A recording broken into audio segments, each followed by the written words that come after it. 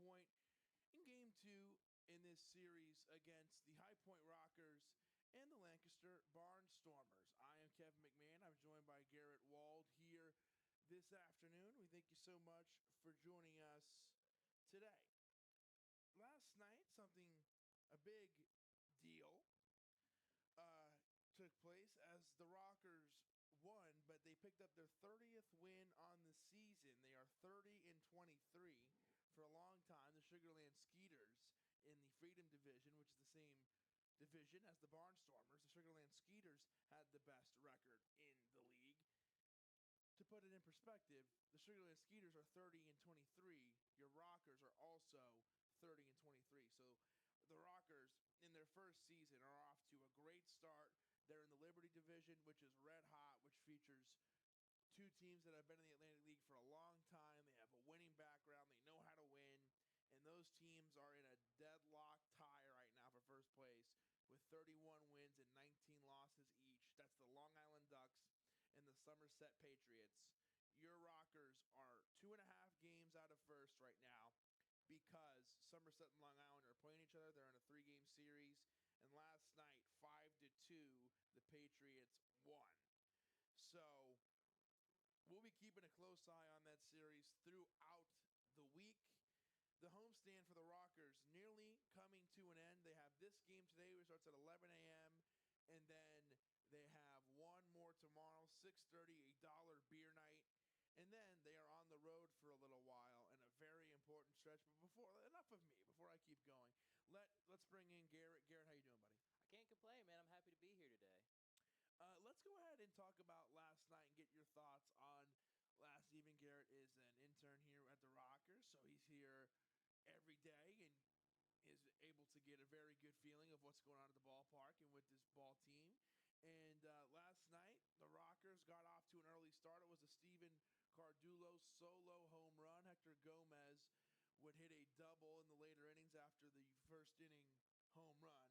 And then add a little insurance, a Richie Schaefer single that would bring in Hector Gomez to make it 2-0. A Michael Martinez solo home run in the mid-innings would make it a 2-1 game. And then in the 7th, Stephen Cardillo would hit a 2-run home run. He would go yard again to make it 4-1.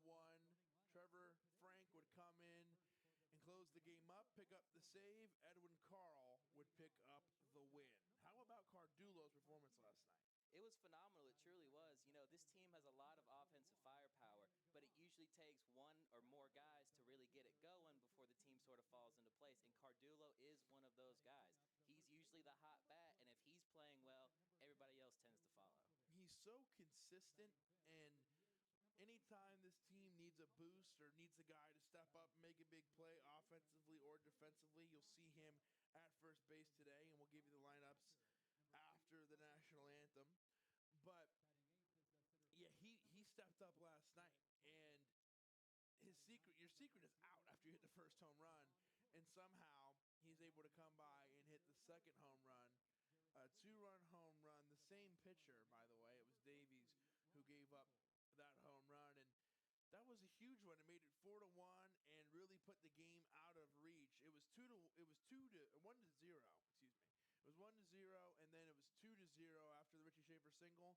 Michael Martinez made it 2-1, and all of a sudden, you kind of felt the air come out of the park a little bit and go, okay, the Barnstormers are very close to taking this game here from the Rockers. Davies pitched, I think through 6 2/3, was out there in the 7th inning, and was besides those 2 runs he gave up, was looking good, and then of course gave up the 2-run home run and made it 4-1. But it looked like the Barnstormers were in perfect position to win that ball game last night, and then all of a sudden, Michael Martinez hits that home run, and the Barnstormers are feeling good, and then Cardillo comes through with that 2-run home run, and then the bullpen, Asher Tolliver and Brian Clark, just to name a few, and Trevor Frank are able to close the door, and they put together a full performance last night. Absolutely. And to Cardillo's credit, he does more than just bat. Like you said, he's playing first base tonight. He's been in left field. He's been in center field, I believe, at some point. He really is a utility player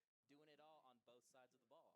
Yeah, you can put him anywhere, and that's that's what makes him so useful. There's a lot of guys on this team that can be helpful. Two guys who are coming into today's game with hot bats, who we mentioned, Richie Schaefer and Hector Gomez, and they last night they were following each other up in the lineup, and the same goes for today. They're 5 and 6. Gomez 5, Schaefer 6. Those guys work really well together. Gomez sets it up, and Schaefer's usually able to hit him in. Those guys are on the same page right now. Absolutely. Gomez is usually a very consistent defensive player over there at third. He very rarely misses the throw to first.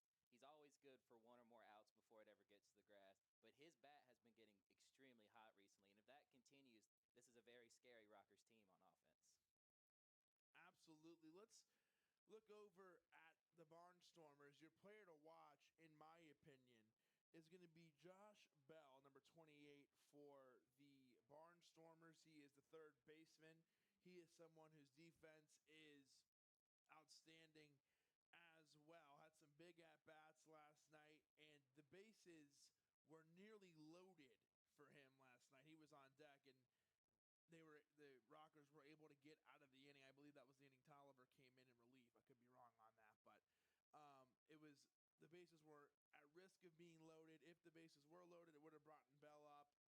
And I think this game would have been a lot different if Bell got to bat, because he is a powerful hitter. He puts together great at-bats, and I think he would have, I'm speculating, but he would have been able to really test the pitcher and, who knows, maybe drive one or two in. So Bell is the guy to look for, and I think the Rockers, I think one of the biggest plays of the game last night was getting that out right before Bell came up. We are about to have the lineups exchanged here at the ballpark. And we were lucky enough to have Michael Russell, the newcomer, the second baseman for the Rockers, who has stepped in and been a great addition to this Rockers team. And we got to talk to him, the North Carolina native, and he was excited and gave us a great conversation. So we'll take you to that right now. Here is our pregame interview that we did. Let me pull the curtain back. We did it yesterday because I didn't want to have to talk to anybody at 8 in the morning. No one wanted to see me at 8 in the morning. I don't blame them. So we decided to do one yesterday. So here's Michael Russell from yesterday, the second baseman for your High Point Rockers. Hey, Rockers fans, we're joined by Michael Russell. He's been joining us here, just joined the team, and he's second baseman here for the Rockers. And Michael, how do you think it's been going so far? You've joined this team and been helpful right away, in my opinion. It's gone well. I got to be part of a walk-off win the other night. That was fun. So it's fun. We're off to a good start. And joining a team like this, you get a walk-off win. You play a tough series against a very good team, the Long Island Ducks. You guys were able to split. How is a series split like that going to help you guys when you strung two together and it's starting to look really good again? Well, I'm probably the wrong guy to ask about that. I'm still getting to know the team and know the guys, but being in close games is always good for you. Learning to play in those extra innings where starting with a guy on second, not everyone's used to that.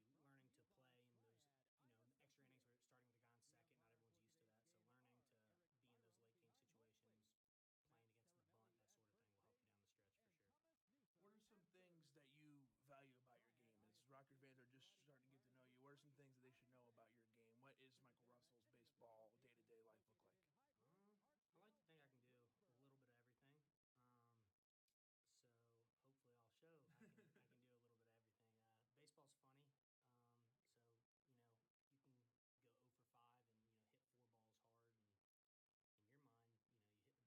4 balls hard, and in your mind you hit the ball pretty well, but on paper that's not a very good game.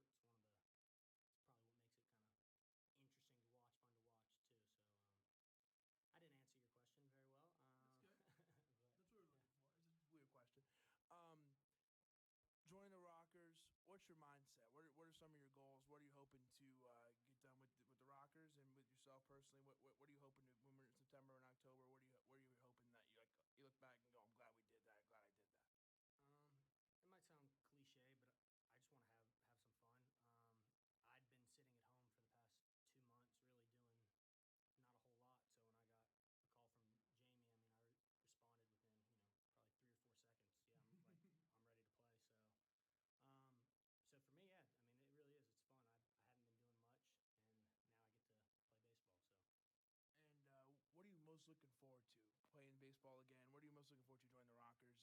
And is it your first time in the Atlantic League? Yes. So in a brand new league, you're joining the team.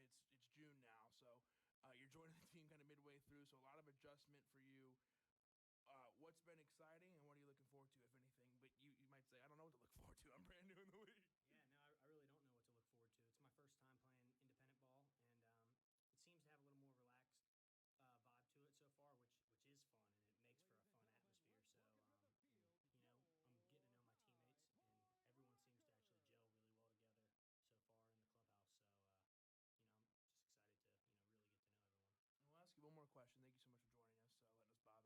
Yeah, no, I really don't know what to look forward to. It's my first time playing independent ball, and it seems to have a little more relaxed vibe to it so far, which is fun, and it makes for a fun atmosphere. So, I'm getting to know my teammates, and everyone seems to actually gel really well together so far in the clubhouse. So, I'm just excited to, really get to know everyone. We'll ask you one more question. Thank you so much for joining us, letting us bother you. You're from North Carolina, but is this your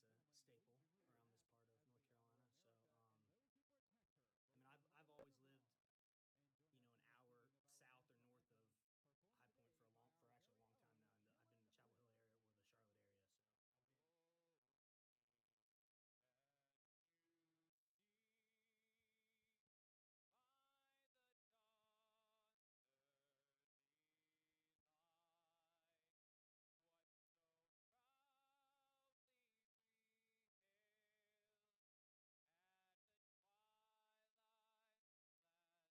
like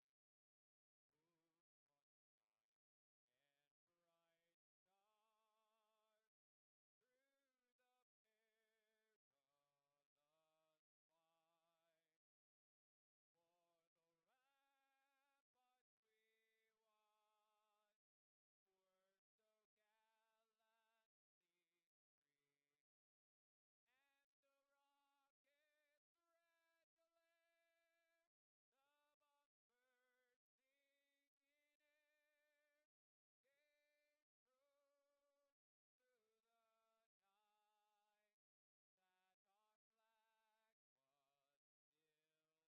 only been here for a few games, but what do you think? Well, it's a beautiful park. I'm looking forward to eating a lot of barbecue. I know that's a staple around this part of North Carolina. So, I've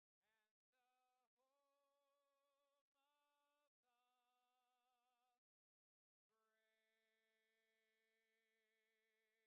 High Point for actually a long time now. And I've been in the Chapel Hill area or the Charlotte area. So, Big shout out there to Dylan Lynn, our very own, doing the national anthem. Got our timing, got our timing a little mixed up there, so had to cut Russell off so we could enjoy the national anthem there. But a big thanks to Michael Russell for stopping by. Very insightful interview from him. I really enjoyed that. So let's go ahead and get you set with our starting lineups here in today's game. We'll let you know who you're seeing. First, let's let you know about the pitching matchup. It's going to be Jared Lakin for the Barnstormers. He is 2-1 on the season, 2 wins, 1 loss. And for the Rockers, it's going to be Steven Johnson. He's 3-3. 3 wins, 3 losses on the season. Let's go ahead and let you know who is on the Barnstormers and who you can expect to see out there in the field. First, it's Michael Martinez leading off. He wears number 1. He'll be at shortstop. Dan Gamache will be batting second. He'll be over at second base, number 21. Number 15, Caleb Gindel will be playing here for the Barnstormers in right field, batting third. The cleanup man, and at first base, it'll be number 10 for the Barnstormers, Joe Trdoslavich. The DH, he played first base last night, but he's DH here today. Casey Hobson wearing number 18, batting fifth. Sixth, it'll be Josh Bell, the third baseman. Seventh, it'll be Parker Morin, the catcher. Greg Golson will be batting eighth. He'll be in center field. Ninth, it'll be Devon Torrance, the left fielder. The leadoff man here for the Barnstormers, it is Michael Martinez. The first pitch from the point, let's rock in there for a strike. The first pitch coming in from Johnson. Steven Johnson on the mound, a quick look around the diamond. Cardillo at first, Russell at second, Giovanni Alfonso at short, Hector Gomez at third base behind the plate, Frank Nigro out there in the field. It is Schaefer and left field, or Sam's out there in center field, and Marinkov in right. So an 0-2 count here for Michael Martinez. The 0-2 from Johnson. That one missing a 1-2 count. We welcome you here to camp day. That's why we have the 11 a.m. start. Some local summer camps in the area this afternoon. The 1-2 to Martinez. Michael Martinez hits this one hard. It bounces off the wall in right field, and Michael Martinez in at second with a double. Kevin McMahon and Garrett Wald with you. Garrett, what do you think about Michael's hitting right there? A nice double to get things started for the Barnstormers. It's definitely the way to go if you're looking to come back after a loss the night before. You know, their offense did look a little lackluster, and I think a lot of that had to do with Cardillo's hit-off home run. Like you said, it deflated a lot of air out of this team. So if you're looking to bounce back and come back with a win in this series, I think that's the way to start. Absolutely, and getting out to a 1-2 count, you're in a great pitcher's count, and Martinez able to hold up in there and come through with a hit. So that can definitely bring the wind out of your sails as a pitcher. Dan Gamache at the plate now. The first pitch, I believe they said missing there. So that'd be 1-0. No outs. Gamache at the plate. Martinez over there on second with a leadoff double. No outs in the inning. Top of the first. Here's the 1-0. Gamache puts this one into center field. Great job by Kalion Sams, who is able to track it down in center field and make the out. Great defensive play by the big man. He is able to track that one down, made it look easy, but had to cover a lot of ground. Caleb Gindel, the former major leaguer, comes up to the plate now. He has 39 RBIs on the season, 8 home runs. He is hitting with a 304 average. It is 1 out in the inning here in the top of the first. Gindel at the plate. Still at second is Martinez. The first pitch to Gindel, and Nigro does a great job of blocking it. Gindel was telling Martinez to move over there because Nigro was having a hard time trying to find the ball. But Garrett, we saw Frank, who is only 21 years old, and last night had a huge defensive play where he was able to throw the man out at second. I'm impressed by the young kid's play so far. If you're a Rockers fan, I really believe you're starting to love Frank Nigro. He's been a great addition to the team, even as a young man. Great behind the plate, very consistent, can make the throw to second, almost too easily, I might add. And when you really needed him to come up with a hit, he always comes through. He very rarely comes up to the plate with nothing to show for it. That one fouled away, a 1-1 count. And the thing that really impresses me about him is he's far and away the youngest guy on this team. I think the second youngest guy on this team is 26 or 27. So, and he's facing pitchers who, are in their 30s. So, they can be as old as in their 30s. And the pitch here to Gindel, this one popped up. Martinez staying put. Sams is in there, and he picks up the second out of the day. He's seen both hits, or both balls put into play. He's seen so far. So Martinez stays put, and Gindel gets out. One more note about Frank is just, like I was saying, could get nervous and just really doesn't get nervous. Absolutely. He's very stone cold for a man that just graduated college and played at the Division II level. I mean, some of these guys have been to the majors rotating on and off for years, and he comes up and plays like he belongs. Joe Trdoslavich steps in here. He is the first baseman tonight, number 10. A big swing, strike one for Trdoslavich. 0-1. Joe Trdoslavich, he is a former major leaguer as well here for this Barnstormer team. Lancaster looking for a win here today after the loss last night. That one in there for a strike makes it 0-2. The Barnstormers are on a 5-game losing streak and are trying to snap that. On the other side, the Rockers on a 2-game win streak and a 3-game win streak and are looking to keep that going. Here is the 0-2 from Johnson. Giovanni Alfonso liked that one. He was hoping that was going to get called. He was already in a jog over to the dugout. A 1-2 count. That one missed. Radoslavich hanging in there. Martinez on second. He had the only offense last night for the Barnstormers with a leadoff home run. Can the Barnstormers capitalize early, or will Johnson shut the door? This one popped up into center field. Sams is there, and he'll make all 3 outs in the inning. We go now to the bottom of the first as the Rockers get out of the inning and leave Martinez out there at second. So 1 hit in the inning, no runs, no errors. 1 man left on in Martinez. Cardillo, Sams, and Marinkov all due up in the bottom of the second. It's going to be Jared Lakin, the pitcher here for the Barnstormers when we come back. This is High Point Rocker Baseball. Don't forget to vote every day for BB&T Point. Broadcast on Public House Media. Once you're done with this episode, I hope you'll come check out my show, Choose to Rise, where we talk about living with positive mindsets, how to increase our confidence, building our faith, and living out our life on purpose. A new show comes out via podcast every Monday, Wednesday, Friday. And if you want to catch the episode live instead, stop by Public House Media around 6:45 Central Standard Time, Monday, Wednesday, Friday as well. Don't forget to subscribe on iTunes so you'll never miss an episode of Choose to Rise. Thanks again for checking out the following broadcast on Public House Media.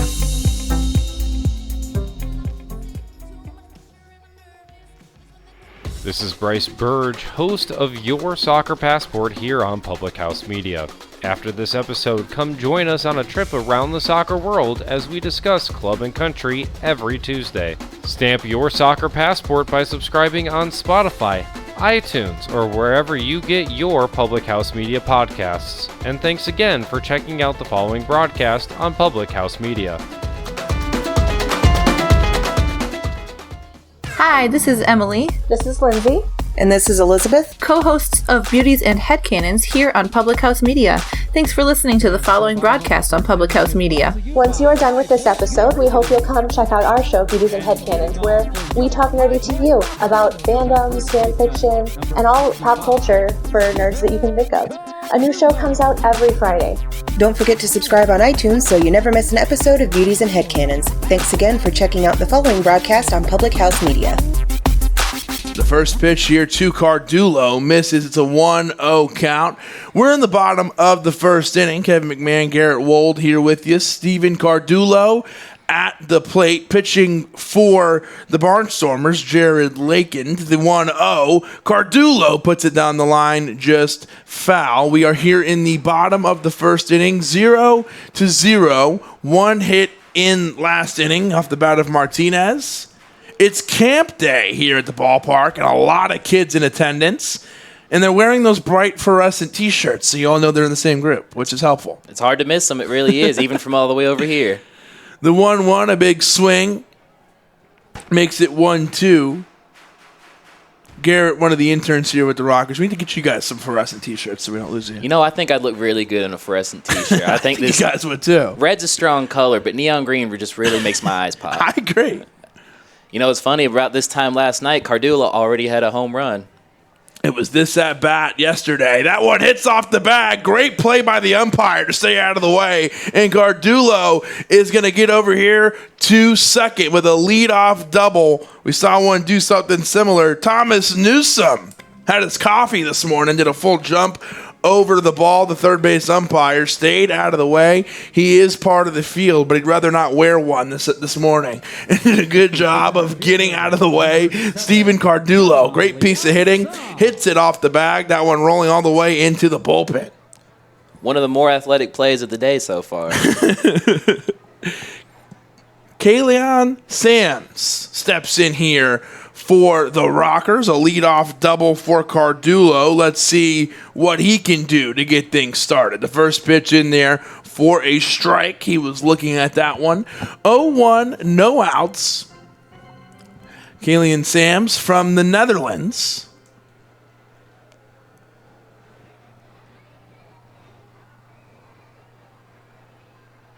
The 0-1, that one missing. An even count at 1-1. Cardillo a little long off the base there. Catcher was looking to really make that play. That's a great point because Cardillo, very speedy, a big guy, but don't let that fool you. He is one of the fastest guys, if not the fastest guys on the team. Always a threat to steal. He's got a far lead. Now he is going. Sams puts this one up into the air in right field, and it is for out number 1. Cardillo, who made it to third by the time Sams was swinging, makes it back to second and will stay there. Not enough time to tag up, and that's tough there from right field because it's a close throw to second. It's a pretty long throw to third, but by the time when it was decision-making time, he had to come back, didn't have enough time to go to both. Sam's popping out there. It'll be Tyler Marinkov coming up here for the Rockers. The first pitch to Marinkov, that one in there for a strike. 0-1. Eric Byram behind the plate here, the home plate umpire. Marinkov, another guy who's been consistent and really been putting together good at-bats, getting on base. An early staple here in his time in High Point. He's really jumped in and done a good job of contributing as a Rocker. A 1-1 count, 1 out. Vio Sergi Rosa on deck here for the Rockers. Here's the 1-1. Marinkov foul tips that one back.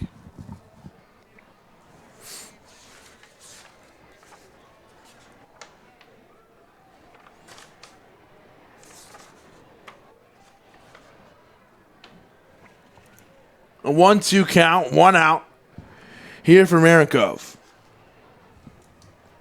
He's hitting .333, 3 home runs, 12 RBIs. 1-2, 1 out. Cardillo out there, and he might be thinking about it. He's moving back to the base now. The pitch to Marinkov. He foul tips this one. Jamie Keefe makes a nice bare hand play on it. He still got it.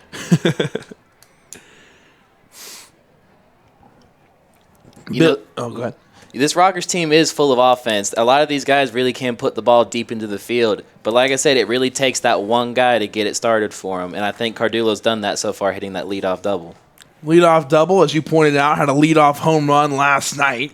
So he likes that leadoff spot. The 1-2 hit on the ground over to Bell. Going to be a long throw, as it usually is from third to first. And he is able to get him out after the throw to Tardoslavich. Joe holds on to it. 2 outs in the inning. Vio Sergi Rosa comes in, and let's see the defensive alignment here. Everybody moving back a little bit, as you can see. And so first and second, they have their heels in the outfield grass, or turf, I should say. 2 outs in the inning. Rosa at the plate, the first one in there for a strike. That's got to make you feel good as a batter when you see the team shift that heavily over to one side as soon as you come up to the plate. No, they got him scouted. They know he's got power. They're moving back. The 0-1, that one close to Rosa. He steps out of the box. 1-1. Also makes you feel good that they're stepping back and not in. If I come to the plate, everybody's moving way up. Absolutely.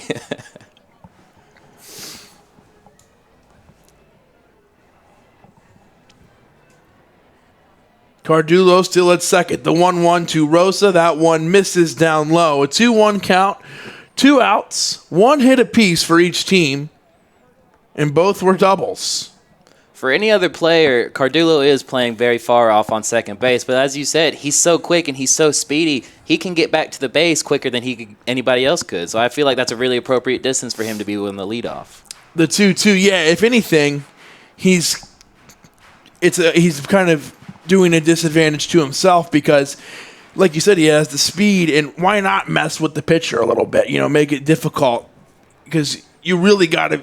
You got to have ice in the back of your head here if you're Lakeland. He's trying to get out of the inning here. 2-2, 2 outs after giving up a leadoff double. Both pitchers gave up leadoff doubles. Johnson was able to string together 3 outs after that. Lakeland trying to do the exact same thing. The 2-2, that one in there for strike 3 as Vio Sergi goes down looking. I don't think he's very happy with that call, Kevin.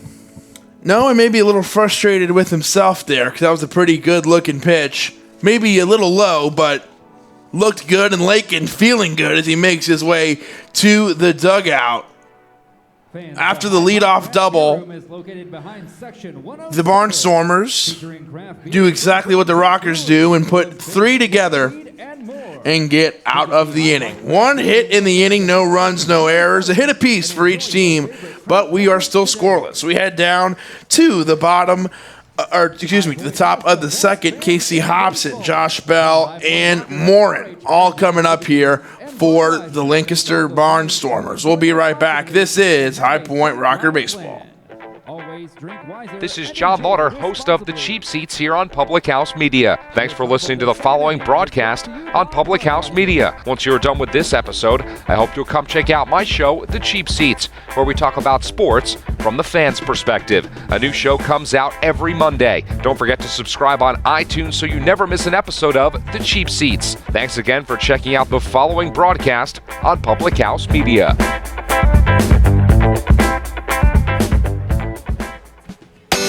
This is Dr. Mariah White, host of Your Life Matters, here on Public House Media. Thanks for listening to the following broadcast on Public House Media. Once you are done with this episode, I hope you'll come check out my show, Your Life Matters, where we talk about dreaming big and dreaming bold to reach your wildest dreams in both your health and your happiness. A new show comes out every single Tuesday. Don't forget to subscribe on iTunes so you'll never miss an episode of Your Life Matters.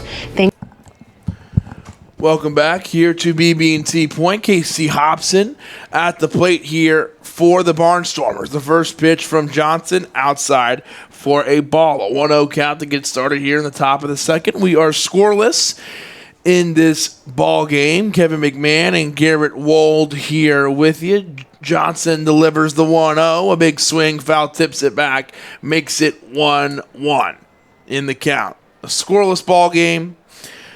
2 leadoff doubles apiece for each team, and then neither team can get anything going. Both pitchers put together 3 straight outs after that. So mirroring each other so far are these two pitchers and defenses. The 1-1, a big swing by Hobson makes it 1-2. As an offense, you hate to leave players stranded like that, especially after a beautiful hit like Cardillo had. But sometimes you just can't get the bats going, especially when they shift as heavy as they have. And good signs offensively if you want to look at, the glass half full. 2 guys who produced for you last night on each side, getting big hits again here today, so they're showing that they are going to take their success from yesterday and use it again here today. A 2-2 count for Hobson, all even. The leadoff man in this top of the second, looking to get on base and get something started here for his Barnstormers. The 2-2. He's unable to connect there with that big swing and tosses the bat. I'm not sure if he did that on purpose. It actually kind of looked like it might have just slipped out of his hands there. I believe Nigro hit his bat with the ball when he was throwing it back to the pitching mound. I'll be honest with you. I really think that's what happened. So that'll be a strikeout for Steven Johnson. It is his first strikeout of the day. Josh Bell, a guy who we previewed in the pre-show, a guy we identified as one of the many to watch. Martinez, also one of those guys, of course, but Bell, a very powerful hitter, up to the plate here for the Barnstormers. The first pitch missing, down for a ball, 1-0 count. Lancaster is a very talented team. They're just in the middle of a really tough series right now between their past series, the one now against the Rockers, and the one they're coming up against. It's a real tough stretch for the team. That one missing. Yeah, as Garrett's saying, they're playing another Liberty Division team when they leave here. They'll go take on the Ducks, and then I think after that they're taking on the Patriots. So 3 of the hottest teams in the league, and they all happen to be in that very closely contested Liberty Division. 3 straight balls in a row here to Bell.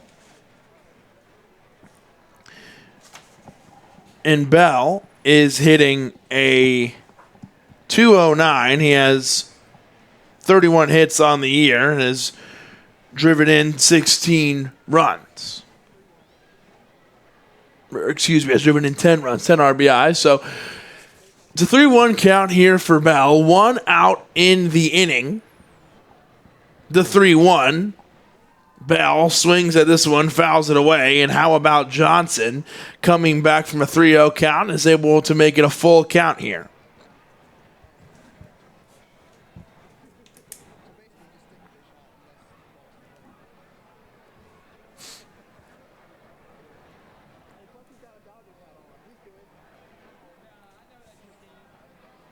Johnson, the 3-2.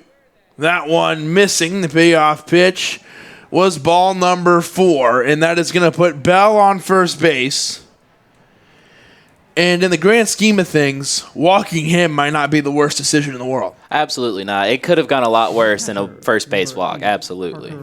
And if you're the Barnstormers, you're happy with that as well, because that puts a guy on. Only one hit. We're very early, but only one hit in the game so far for the Barnstormers. This puts Parker Morin at the plate here, the catcher, number 8. Hitting .296. He has 1 home run, 8 RBI. The first one to him was missing there for a ball, a 1-0 count.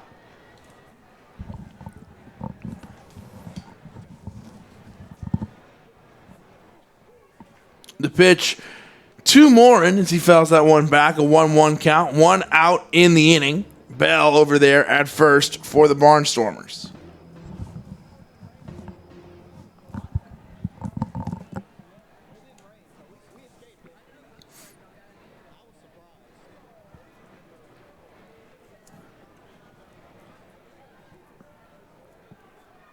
The 1-1, a big swing makes it 1-2.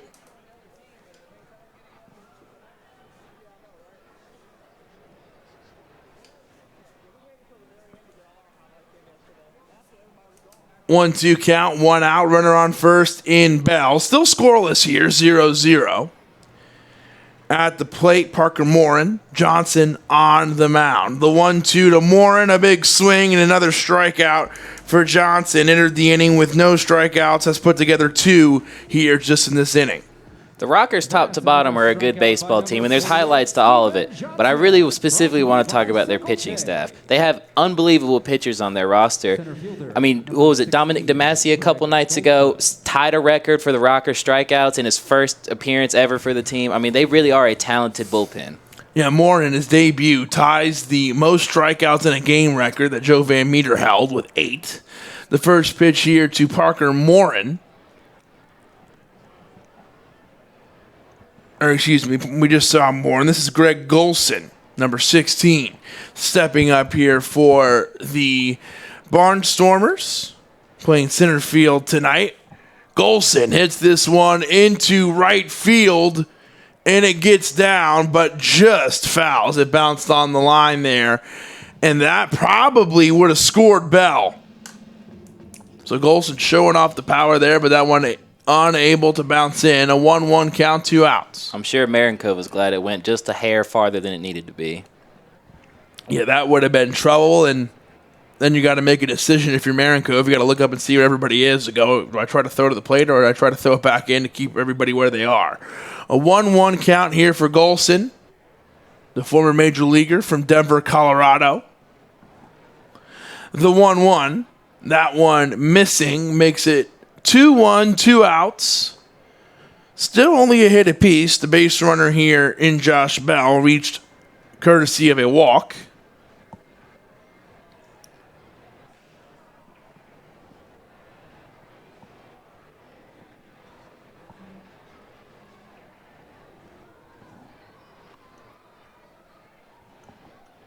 The 2-1, a big swing, makes it 2-2, 2 outs. I believe Johnson's starting to get into a bit of a groove here. He's really looking a lot more relaxed and comfortable on the mound, and he's starting to throw more strikes than he has. And that's a great point. He already came into the inning with no strikeouts, has 2 strikeouts in the inning, is 1 strike away from picking up his 3rd. The 2-2 from Johnson. Golson puts this one up into the air. It'll be in foul territory. Marinko making a run for it. That one takes a bounce in foul territory and will be strike 2 again. So 2-2, we reset, and we'll try it again as Golson at the plate. Greg Golson, a G in front of that O. For any of you Panther fans out there. Don't get confused. Don't be worried.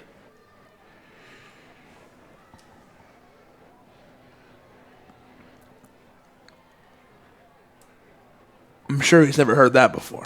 Absolutely. That you're 100% the first person to ever think of that joke.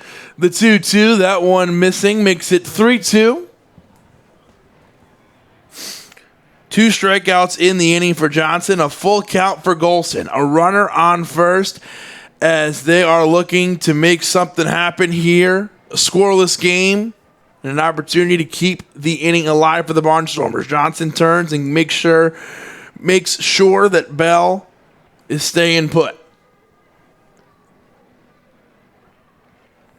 A 3-2 count.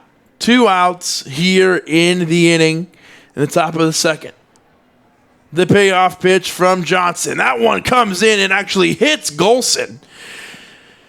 A ball missing would have put him on anyway. That one came in really close to him and caught him, I believe, on the arm. And that is going to put Golson on base. So 2 strikeouts but 2 walks. One on base on balls and another hit by pitch was Golson. That one came in pretty hard. That never feels too good. So glad he's okay and made it down to first base. This brings up Devon Torrance, the outfielder here for the Barnstormers. Torrance and I playing left field. Runners on first and second, 2 outs. Johnson in a little bit of a jam here. Let's see how he reacts. The first pitch, a big swing from Torrance, makes it 0-1. Garrett, it's going to be interesting to see what Johnson does to get out of this inning here. Absolutely. Innings like these are what builds character as a pitcher. When it's early and you've got a lot on the line, you just really have to pitch your way out of it. And I think he's put himself in a situation to get out of this very cleanly if he can throw the right pitches. 0-1, quickly, 0-2. And this is a big inning for both teams. It's early. But this is when the Barnstormers like to do their damage. They've had their most runs statistically in the third inning. They score, I think, close to 40 runs this year in the third inning. That's their most. Their second most has come in the fourth. So the early parts of the game is when they like to really get going offensively. A 1-2 count, 2 outs, and that's a great characteristic for a team because that puts a team on their heels early. The Rockers are the opposite. Their most successful inning where they produce the most runs is the 8th inning. The 1-2, this one foul-tipped into the crowd, and it is a 1-2 count, 2 outs, runners on first and second here in Bell and Golson. Torrance at the plate trying to stay alive and move everybody over. If he can get on, Michael Martinez, the hottest hitting guy in the lineup, would be due up next. That one missing, 2-2. If you're a Barnstormer fan, that is definitely what you're cheering for. You're cheering for Martinez to get on or to come up to the plate with either a guy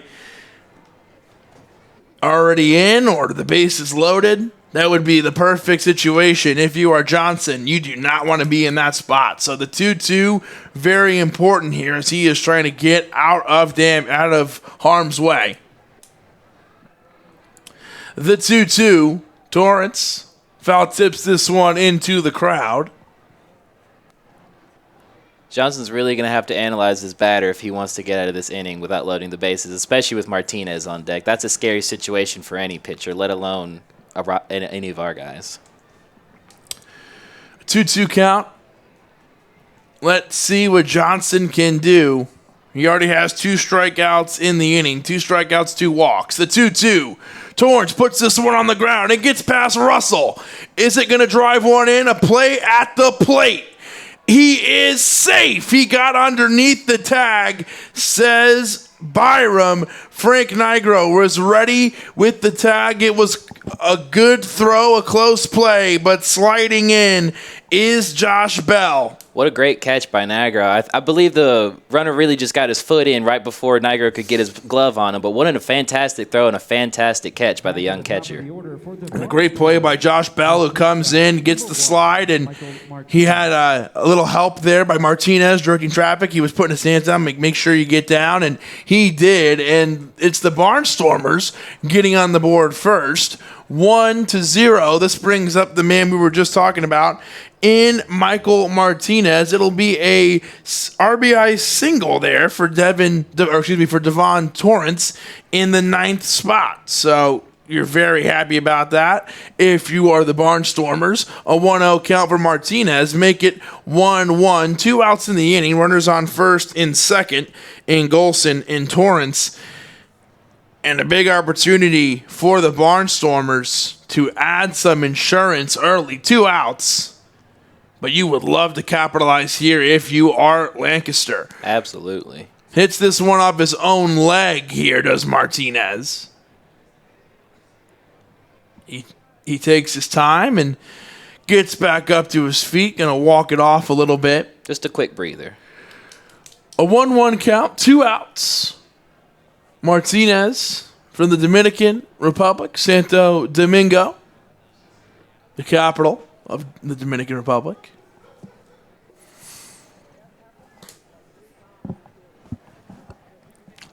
Getting checked on by the medical staff and from the Barnstormers, and appears to be all right, and he is ready to go here again at the point. It's a 1-1 count, 2 outs here in the inning. Still a dangerous situation, but I really believe Johnson can get his way out of this one. He really wants to. Michael Martinez, one of the hottest hitters on the Barnstormers right now. The 1-2, that one missing, a 2-2 count. One more ball would probably put both runners in movement. They would be ready to run on anything, and I think they're still going to be moving here. The 2-2. This one hit up the middle. Being waved home. Sams makes the throw over to third, and that'll bring in another run. An RBI single here for Martinez as Golson comes around to score. And what a start for the Barnstormers. Not only are they getting 2 runs in their premier inning, the third, but you're getting the lead early on top of the Rockers, which is exactly what you need when you're down in the series. Well, actually, they're in the second inning right now, so they're before their premier inning. So which is even better news for the Barnstormer fans, because the third is when they like to get going. They're a little ahead of schedule here today, but they're not going to complain about that. Absolutely not. Dan Gamache at the plate, and they want to keep this party going, the Barnstormers do. It's a 1-0 count, 2 outs in the inning, and that was going to be a tough pill to swallow, in my opinion, if you only got 1 run out of the situation. You had runners on first and second. You had the hottest hitter on your team, in my opinion, in Michael Martinez, a guy who's been hot hitter last night and picked it up today with a leadoff double. You got to use that to your advantage, and they did just that. It's a 1-1 count here for Gamache. Anything extra, you want to keep it going, obviously. Anything extra would be great, but 2 is a great start, especially this early, and it puts the Rockers backs to the wall early. Plenty of baseball left on this camp day, an 11 a.m. start. That's why we are here at the ballpark with you this Wednesday morning, but work to be done, that's for sure. The Rockers got to get out of the inning first.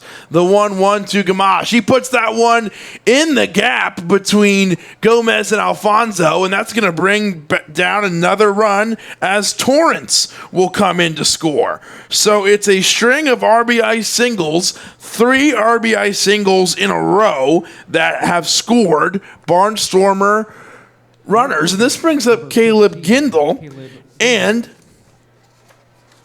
the nervousness does not stop here for the Rockers, because I just saw a stat about Gindel. He leads the Atlantic League in RBIs with 39. The second best is with one behind him, David Washington, who is one of, if not the premier hitters in this Atlantic League. So as a Rockers fan, you're new to the Atlantic League in general, but you've seen the Ducks. You know what a great hitter David Washington is. Caleb Gindel has more RBIs than David Washington, so that says a lot about him as a hitter. The 1-0, and he has a chance here with runners on first and second. Gindel puts this one over to Russell. Can the Rockers get out of the inning? They do, as that one is tossed over to Giovanni Alfonso for the outscore. That a 4-6 to get the Rockers out of the inning. But it's a big inning for the Barnstormers as they go off for 3 hits in the inning. 3 RBI singles in a row there to bring in 3 runs. So it is 3-0, no errors. We head now to the bottom of the second. Jared Lakin on the mound, and he's happy. Has a 3-run lead to work with. Gomez, Schaefer, Russell, all due up here for the Rockers with their first appearances of the day coming up next. We'll be right back. This is High Point Rocker Baseball. This is Julianne Condia, host of Rewritten here on Public House Media. Thank you so much for listening to the following broadcast on Public House Media. Once you are done with this episode, I hope you'll come check out my show, Rewritten, where we will talk about you having limitless potential and can rewrite your story at any time. No matter your background, your past, or current situation, you can have the type of life you crave. A new show comes out every single Monday. Don't forget to subscribe on iTunes so you never miss an episode of Rewritten. Thanks again for checking out the following broadcast on Public House Media. This is Rachel Mullins, host of #NoFilterFriday here on Public House Media. Thanks for listening to the following broadcast on Public House Media. Once you're done with this episode, I hope you'll come check out my new show, #NoFilterFriday, where we talk about all of the sexual misconduct allegations swirling around Hollywood. Welcome back to BB&T Point. Kevin McMahon and Garrett Wold with you at the ballpark at BB&T Point. The first pitch to Hector Gomez in there for a ball. Jared Lakin on the mound. If you're the Rockers right now, you're really just looking to do a lot like the Barnstormers did. You want some singles, you want some doubles, you just want men on base. And I believe if there's one guy in this lineup that's going to help with that, it's Hector Gomez. As Garrett just let you know, the Barnstormers had a big inning, last inning, 3-0. 8 hitters made it up to the plate for the Rockers, or for the Barnstormers. The Rockers only had 4 come up in the last inning. Hector Gomez taking his first swings here on the day at the point. It is a 2-1 count, no outs in the inning.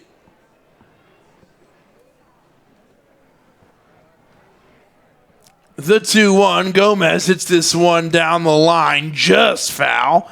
Bell still makes a nice play on it.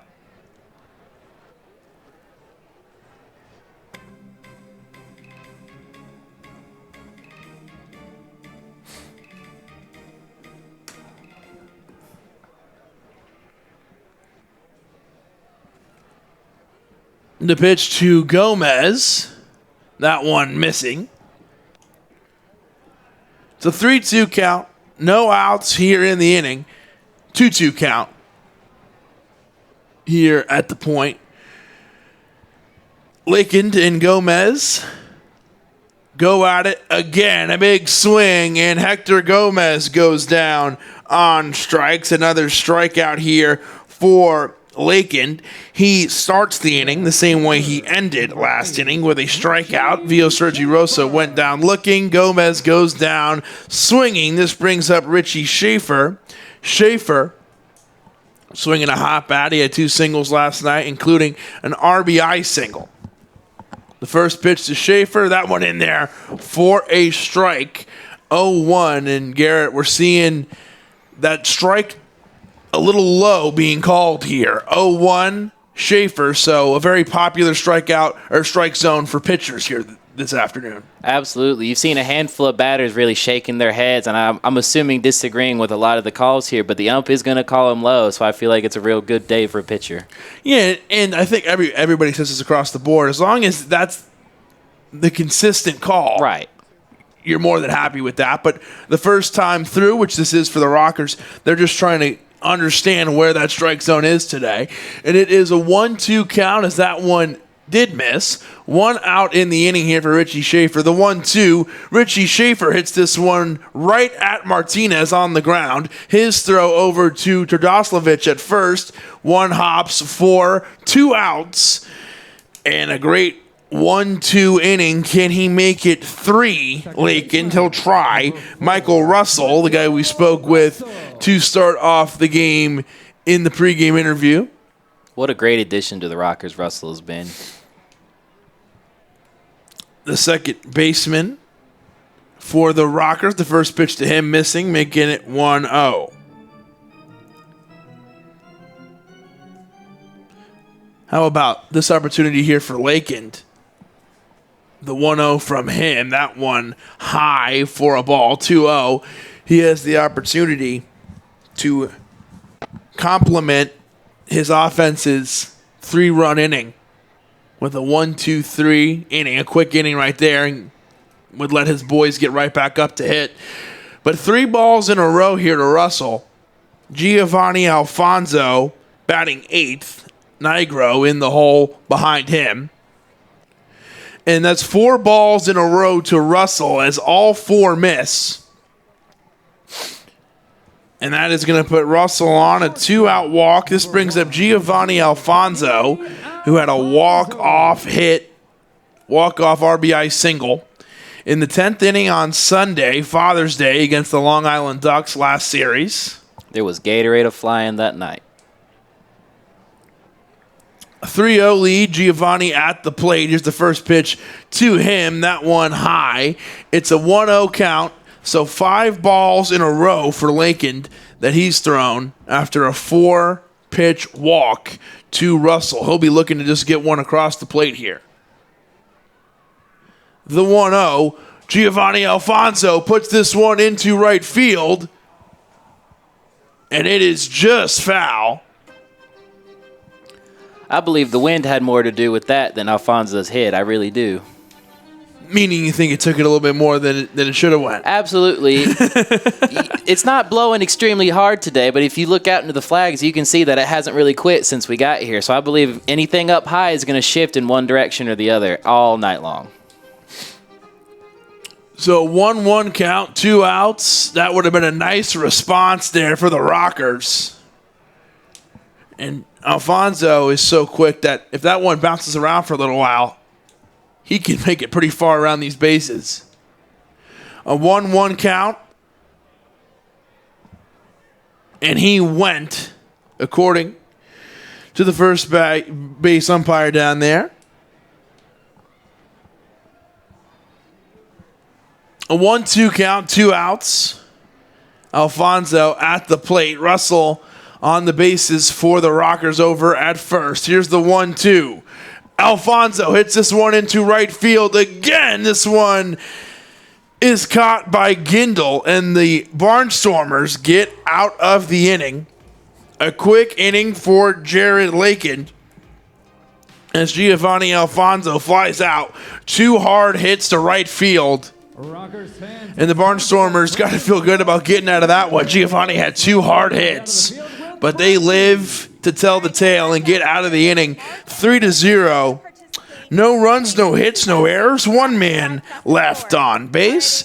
We head now to the top of the 3rd on a camp day. 3-0 after a big last inning for the Barnstormers. This is going to bring up Trdoslavich, Hobson, and Bell. We'll be right back. This is High Point Rocker Baseball. What's up, everybody? This is Christian Heimel, host of Press Row here on Public House Media. Thanks for listening to the following broadcast on Public House Media. Once you're done with this episode, I hope you'll come check out my show, Press Row, where we talk about the biggest issues in sports with the analysts, experts, and reporters who cover them. No nonsense, hard-hitting interviews on the sports topics you're talking about. A new show comes out every single Thursday. And don't forget to subscribe on iTunes so you never miss an episode of Press Row. Thanks again for checking out the following broadcast on Public House Media. Hi, this is Peggy Rojas, host of Viviendo una Vida en Balance here at Public House Media. Thanks for listening to the following broadcast on Public House Media. Once you're done with this episode, I hope you can come back and check my show, Viviendo una Vida en Balance, where we talk about life hacks to live a life in balance. And this show's in Spanish. A new show comes out every Monday, so don't forget to subscribe on iTunes and share with your friends. Again, thank you for checking out the following broadcast in Public House Media. Welcome back to BB&T Point. Kevin McMahon, Garrett Wold here with you at the ballpark. Stepping in is Joe Tardoslavich. He was the only Barnstormer to not come to the plate in the last inning. 8 Barnstormers came up. Johnson on the mound, hoping to have a much quicker inning. The first one missing, 1-0. 3 runs were pushed across the plate in the last inning in the top of the second by the Barnstormers. They took advantage of every opportunity they had almost. Tardoslavich puts this one high up into left field. This one handled and caught for out number 1 by Schaefer. Typically would look routine, but gray sky today, that one a little bit harder than usual. You put these in the air, and this one could be a little bit quicker. We saw pop flies be a problem yesterday as the sky changed colors about 3 times throughout the entire game. It was quite the scary evening out here at the ballpark. I'm not going to lie. It looked like a movie gone wrong, if you ask me. How we stayed dry last night is, I'll never know. It did everything but rain last night.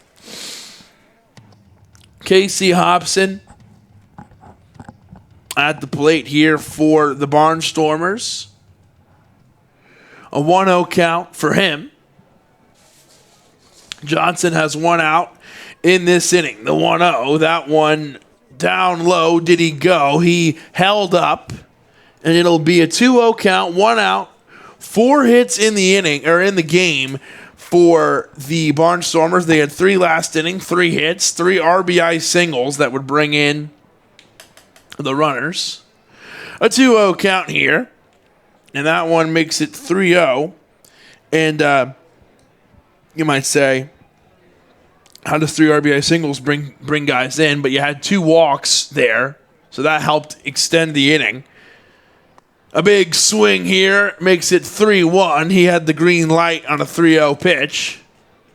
So that makes it a 3-1 count. And as you look back at that last inning, when Golson was hit by a pitch, there was 2 outs in the inning, and all that happened with 2 outs. So that Golson play, pretty big.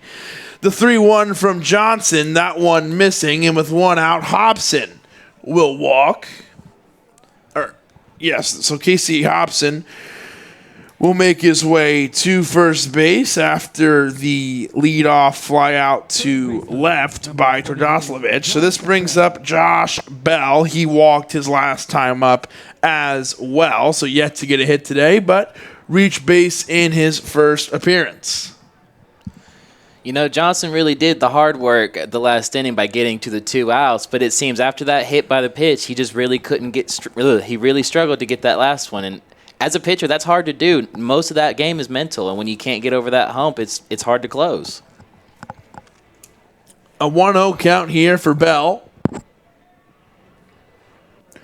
The 1-0 pitch. And it's a 2-0 count as that one misses. 1 out here.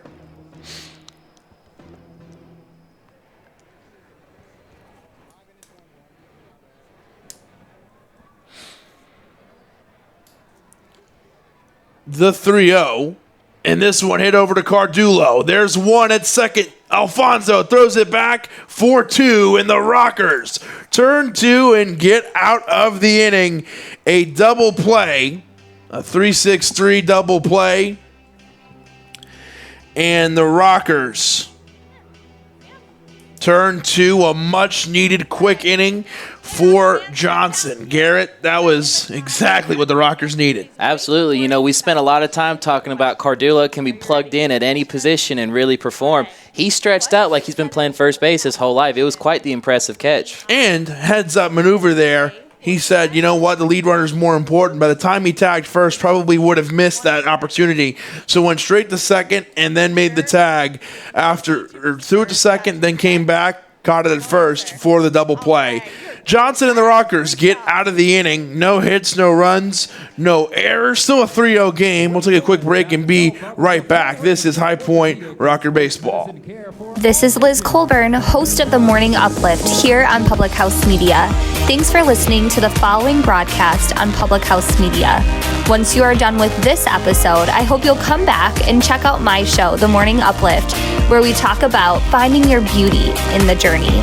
A new show comes out twice a month on the first and third Mondays.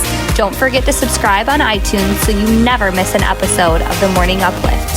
Thank you again for checking out the following broadcast on Public House Media.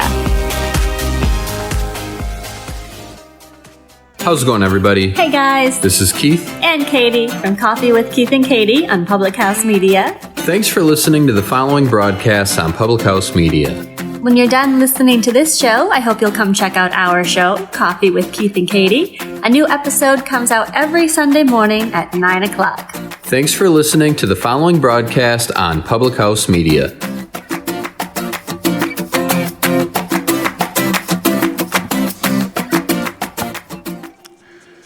Welcome back to BB&T Point. It's camp day at the ballpark, and they are really enjoying themselves. The campers are. Some dancing going on. It's nice to see so many young fans out in the ballpark, especially on a day like today. It is nice and cool out there. It might be a little humid a little bit later as rain is in the forecast, but supposedly we're supposed to make it out dry, and after last night, I'm believing the weather because somehow we made it out last night. The first pitch to Frank Nigro misses. Nigro is the ninth hitter in the lineup for the Rockers. He is the last Rocker to see his first pitches on the day. The 1-0 to Frank. He hits this one down the line at third. Bell makes the throw over for out number one. Just got jammed up there. Still was able to put it in play, but Bell makes the throw over to first for the out. And not a bad at-bat for Nigro. In a game like today, you really just want to get the ball going and hit it as much as you possibly can. It would happen to just be a good location for the third baseman to scoop it up and throw it to first, but not a bad hit for Nigro at all. How he was able to even get that one in play, it caught up on the handle almost. Absolutely. So if that one hit barrel, it would have been a good hit. Cardillo at the plate now. The first pitch high, a 1-0 count. He is 1 for 1 on the day with a leadoff double. Had a leadoff home run yesterday and then followed that up in the 7th inning with a home run. Cardillo puts this one into left field, and it is gone. Send it. A home run that actually bounces out of the ballpark. So it is out there on the street for Cardillo. A home run makes it 3-1. 3 home runs in 2 days. He is red hot.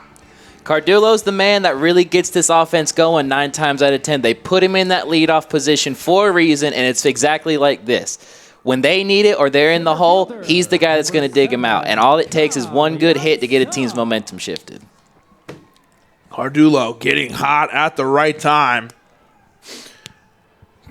Kalian Sams at the plate here for the Rockers from the Netherlands. If you got to hear the pregame show yesterday, he was our interview. The 1-0 to him. Sams hits this one hard over to Martinez, who makes the throw to Trdoslovic at first for out number 2. That is going to bring up Tyler Marenkov.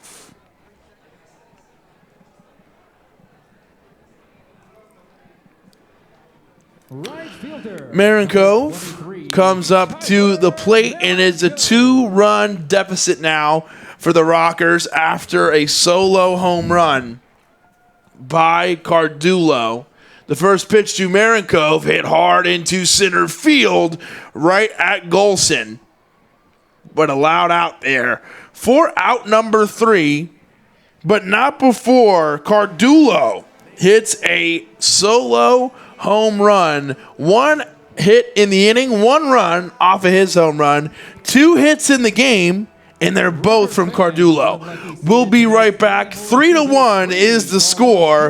A 2-run game between the Rockers and the Barnstormers. Due up for Lancaster. It is Morin, Golson, and Torrance. We'll be right back. This is High Point Rocker Baseball. This is Madeline, host of Crowned and Dangerous here on Public House Media. Thanks for listening to the following broadcast on Public House Media. Once you are done with this episode, I hope you'll come back to check out my show, Crowned and Dangerous, where Jessica and I talk about our time in the pageant world. A new show comes out bi-weekly on Thursdays. Don't forget to subscribe on iTunes so you never miss an episode of Crowned and Dangerous. Thanks again for checking out the following broadcast on Public House Media. This is Daniel Poppy, host of How to Write Good here on Public House Media. I just want to thank you for listening to the following broadcast brought to you by Public House Media. Once you're done with this episode, I hope that you'll come check out my show, How to Write Good, the writing show that is not about writing. A new show of How to Write Good comes out every Wednesday, so don't forget to subscribe on iTunes so you never miss an episode of How to Write Good. Again, thanks for checking out the following broadcast on Public House Media. This is Jessica Hammer, co-host of Crowned and Dangerous here on Public House Media. Thanks for listening to the following broadcast on Public House Media. Once you are done with this episode, I hope you'll come check out my show, Crowned and Dangerous, where Maddie and I talk about all things pageant related, especially our experiences in the Miss America organization. A new show comes out bi-weekly, every other Thursday. Don't forget to subscribe on iTunes so you never miss an episode of Crowned and Dangerous. Thanks again for checking out the following broadcast on Public House Media. Welcome back. This is Jenna Burt. Welcome back to the ballpark here. Kevin McMahon and Garrett Wold with you, the 0-1. After the first strike in there from Johnson, Parker Morin at the plate here in this 4th inning, a 3-1 game. The 0-1 from Johnson, a big swing from Morin makes it 0-2. And a 0 posted by Johnson in the last inning, and that's important to bring up because the 3rd inning was when that happened, and that is the Barnstormers inning. That's the one they do the most damage in. I think there are around 40 runs in that inning. But the 4th inning, right behind it, they have, I think, about 35 runs in production in the 4th inning alone. So those 3rd and 4th innings, which can sometimes be the innings where you tend to drag a little bit, is actually when they get going. So an 0-2 count for Morin. Johnson facing the Barnstormers in their 2nd most productive inning. Let's see how he does. It's a 1-2 count. No outs as Parker Morin, the leadoff man here in the 4th inning.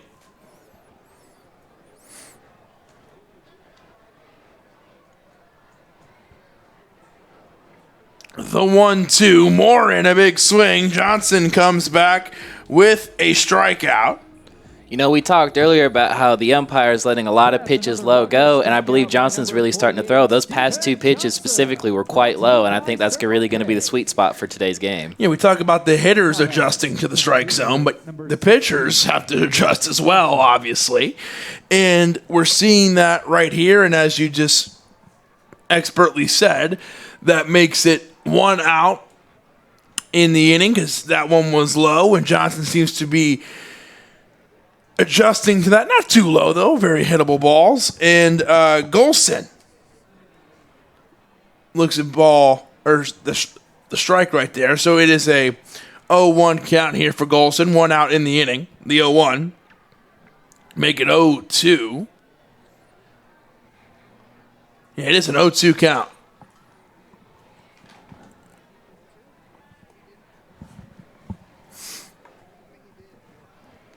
Oh-2 count here for Golson. 1 out in the inning. Johnson. The 0-2. As that one bounces off of Frank Nigro. A 1-2 count.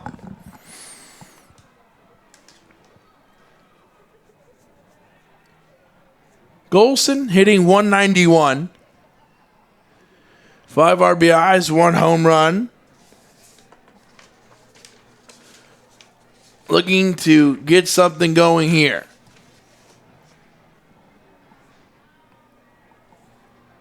Golson, a big swing, and another strikeout.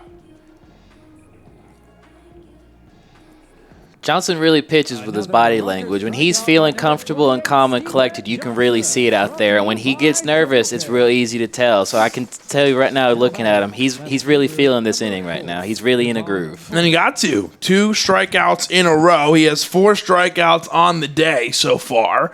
He is here in this top of the 4th. Showing bunt was Devon Torrance. And Cardillo was all over that. He was more than ready to go scoop that up.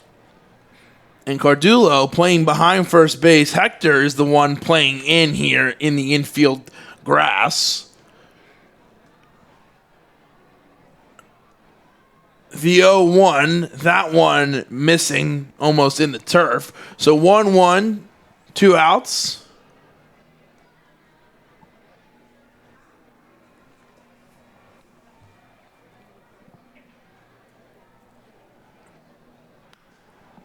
That one hit down the line and foul. Devon Torrance with a 1-2 count, 2 outs, and Johnson trying to come back here. He would love 3 strikeouts in a row, rather. He has 4 on the day so far.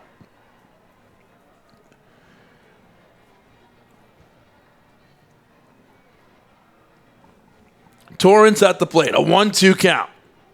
The 1-2.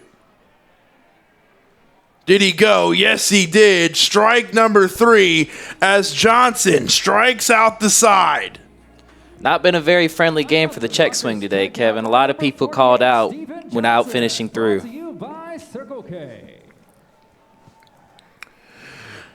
And that'll be 3 in a row, 5 on the day for Johnson. 3 up, 3 down. No runs scored, no hits, no errors for the Barnstormers. 3-1 is the score. The Rockers get another chance on offense. Bottom of the 4th, Vio Sergi Rosa, Hector Gomez, and Schaefer all due up. We'll be right back. This is High Point Rocker Baseball. This is Kim Meyer, the host of Choose to Rise here on Public House Media. Thanks for listening to the following broadcast on Public House Media. Once you're done with this episode, I hope you'll come check out my show, Choose to Rise, where we talk about living with positive mindsets, how to increase our confidence, building our faith, and living out our life on purpose. A new show comes out via podcast every Monday, Wednesday, Friday. And if you want to catch the episode live instead, stop by Public House Media around 6:45 Central Standard Time, Monday, Wednesday, Friday as well. Don't forget to subscribe on iTunes so you'll never miss an episode of Choose to Rise. Thanks again for checking out the following broadcast on Public House Media. This is Bryce Burge, host of Your Soccer Passport here on Public House Media. After this episode, come join us on a trip around the soccer world as we discuss club and country every Tuesday. Stamp your soccer passport by subscribing on Spotify, iTunes, or wherever you get your Public House Media podcasts. And thanks again for checking out the following broadcast on Public House Media. Welcome back to BB&C Point. Kevin McMahon and Garrett Wold with you via Sergi Rosa at the plate. The first pitch from Lakin in there for a strike.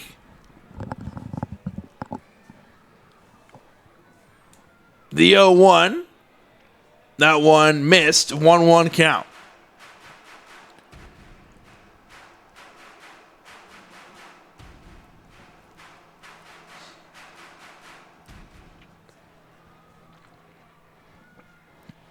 The 1-1, a big swing, makes it a 1-2 count, no outs.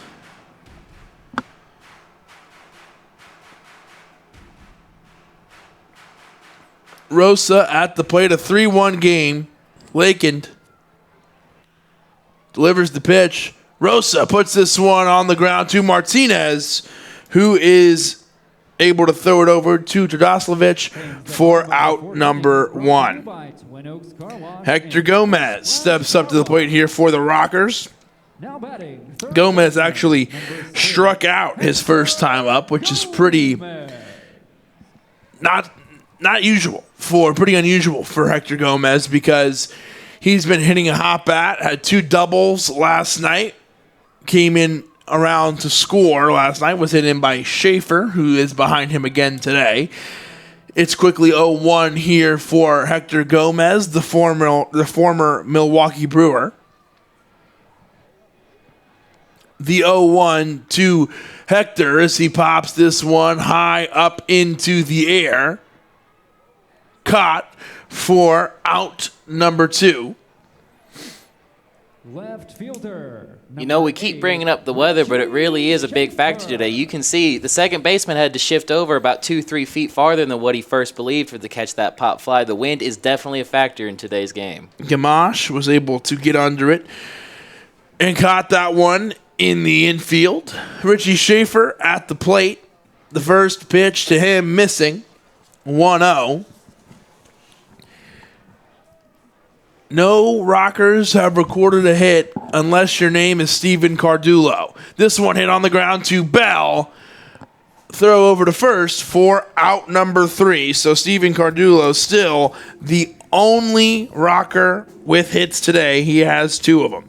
But Schaefer put that one over to Bell, who threw it over to Trdoslavich for out number 3. A 1-2-3 inning for Lakin. He was out there for maybe 2 minutes. 3-1, the Rockers lead. We head now to the 5th inning. We'll be right back. This is High Point Rocker Baseball. Hi, this is Emily. This is Lindsay. And this is Elizabeth, co-hosts of Beauties and Headcanons here on Public House Media. Thanks for listening to the following broadcast on Public House Media. Once you are done with this episode, we hope you'll come check out our show, Beauties and Headcanons, where we talk nerdy to you about fandoms, fan fiction, and all pop culture for nerds that you can think of. A new show comes out every Friday. Don't forget to subscribe on iTunes so you never miss an episode of Beauties and Headcanons. Thanks again for checking out the following broadcast on Public House Media. This is John Lauder, host of The Cheap Seats here on Public House Media. Thanks for listening to the following broadcast on Public House Media. Once you're done with this episode, I hope you'll come check out my show, The Cheap Seats, where we talk about sports from the fans' perspective. A new show comes out every Monday. Don't forget to subscribe on iTunes so you never miss an episode of The Cheap Seats. Thanks again for checking out the following broadcast on Public House Media.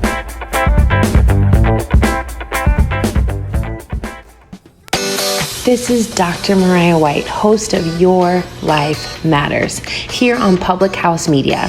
Thanks for listening to the following broadcast on Public House Media. Once you are done with this episode, I hope you'll come check out my show, Your Life Matters, where we talk about dreaming big and dreaming bold to reach your wildest dreams in both your health and your happiness. A new show comes out every single Tuesday. Don't forget to subscribe on iTunes so you'll never miss an episode of Your Life Matters. Thanks again for checking out the following broadcast on Public House Media.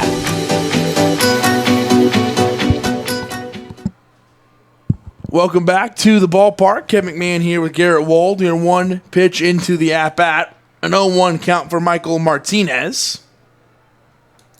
Johnson still on the mound. He has 5 strikeouts on the day. That one missing. A 1-1 count. No outs. Martinez, he is 2 for 2 on the day. A double and an RBI single to his name.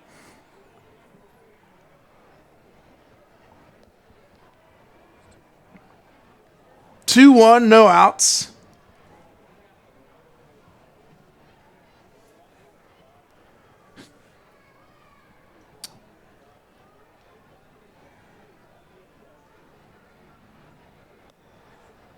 The 2-1 missing makes it a 3-1 count.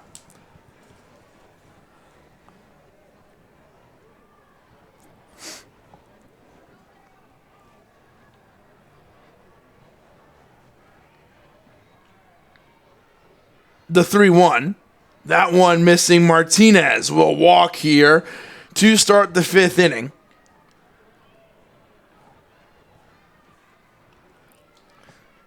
And that's pretty smart there, Garrett. Be careful with that guy. Absolutely. You know, the scoreboard won't really reflect it, but Johnson is pitching a very good game today. He had a tough second, couldn't really get out after getting the 2 initial outs, but Other than that, had a very well game and is still looking strong even with the walk. Yeah, has 5 strikeouts to his name. The first pitch of the at-bat here to Dan Gamache in there for a strike, an 0-1 count, no outs. 3-1 is the score. Martinez, who had a leadoff double and an RBI single so far on the day, walked that time. Gamache at the plate. Johnson on the mound.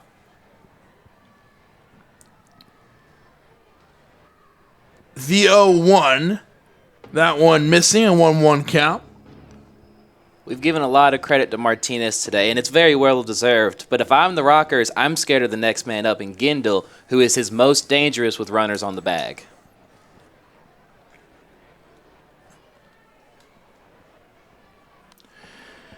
That one foul tipped back. 1-2, no outs. We saw a double play take place in the 3rd inning.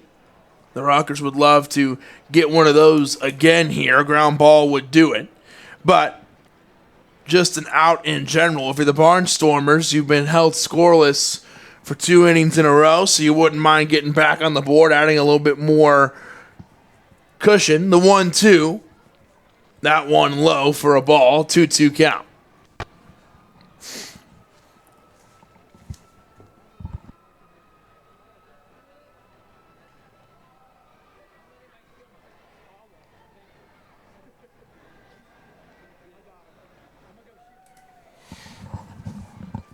The 2-2, this one hit on the ground. Russell, can he turn 2 over to Alfonso, who throws it to Cardillo? A 4-6-3 double play. Another double play for the Rockers defense.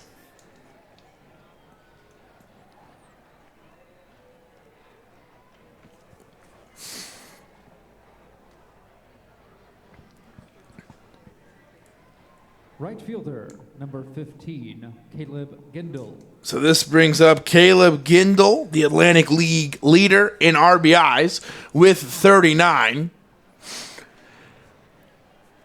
The first pitch to Gindel in there for a strike. And 0 for 2 on the day so far is Gindel. The Rockers have been able to keep him at bay.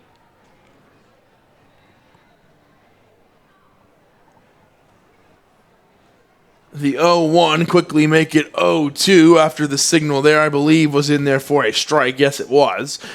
So an 0-2 count. Gindel at the plate, 2 outs. Johnson 1 strike away from getting out of the inning.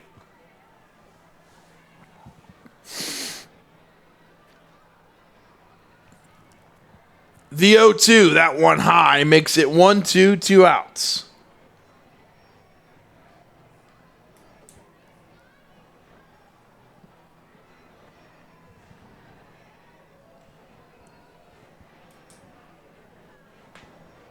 The 1-2 from Johnson. That one missing, 2-2. Garrett Gindel is trying to hold on here and get his first hit of the day. Johnson, even though he's thrown 2 balls, got that double play ball. Would love to come back with a strikeout here or just put another one on the ground and get out of the inning. Johnson and the Rockers defense really doing everything they can to make up for that second inning. At this point, somebody besides Cardillo is really just going to have to step up and generate a little offense. The 2-2, a big swing, strikeout, number 6 on the day for Johnson. He's just 2 away from the franchise record in a single game, which is 8. Johnson, after that big second inning for the Barnstormers, in a good spot here. It's 3-1. 6 strikeouts in the game, and what an outing here for Johnson. We head now to the bottom of the 5th inning. No hits, no runs in the inning, no errors. Rockers coming up to bat. It's going to be Russell, Alfonso, and Frank Nigro. We'll be right back. This is High Point Rocker Baseball. This is John Lauder, host of The Cheap Seats here on Public House Media. Thanks for listening to the following broadcast on Public House Media. Once you're done with this episode, I hope you'll come check out my show, The Cheap Seats, where we talk about sports from the fans' perspective. A new show comes out every Monday. Don't forget to subscribe on iTunes so you never miss an episode of The Cheap Seats. Thanks again for checking out the following broadcast on Public House Media. On July 10. Voting is now open, and you can vote for your favorite Rockers to join the rest of the Atlantic League All-Stars by sliding in to highpointrockers.com. Voting is open until June 30th. This is Dr. Mariah White, host of Your Life Matters, here on Public House Media. Thanks for listening to the following broadcast on Public House Media. Once you are done with this episode, I hope you'll come check out my show, Your Life Matters, where we talk about dreaming big and dreaming bold to reach your wildest dreams in both your health and your happiness. The first pitch here to Michael Russell in there for a strike, an 0-1 count. We welcome you back here to the bottom of the fifth inning. Russell puts it on the ground over to third. Bell, the throw over to first for out number one. Lakeland has settled in and is doing great, and minus that one solo home run to Cardillo, he's in great shape. You know, as we heard in the pregame interview with Russell, he is a native, grew up, as he said, less than an hour away, north or south from High Point his entire life. I'm sure it must mean a lot to him to be able to play this close to home. That one in there for a strike. An 0-1 count to Giovanni Alfonso. And Russell is from Huntersville, North Carolina, so not too far. The 0-1 to Giovanni Alfonso is from Port St. Lucie, Florida.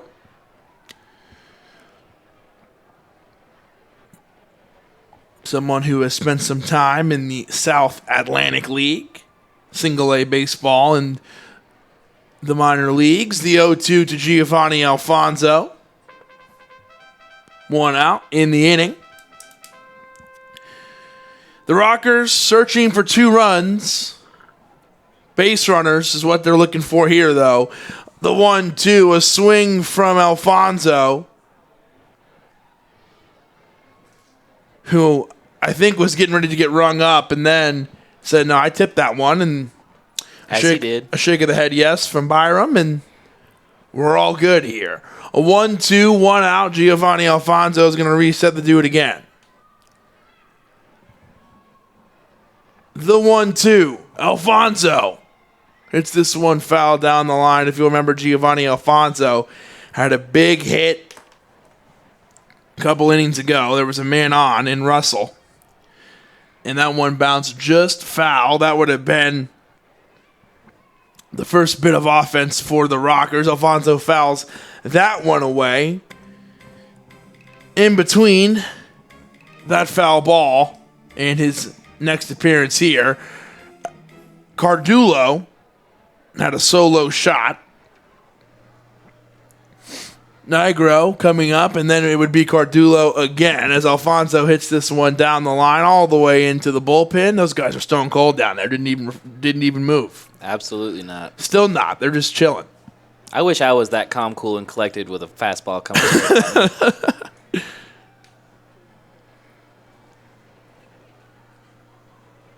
The 1-2, Giovanni Alfonso hits this one back into the net. Now, if you're the Barnstormers, you're definitely concerned with Cardillo coming back up, as he's done nothing but damage since this game started. But you can't overlook Alfonso or Nigro, both of those guys capable of putting runners on bags.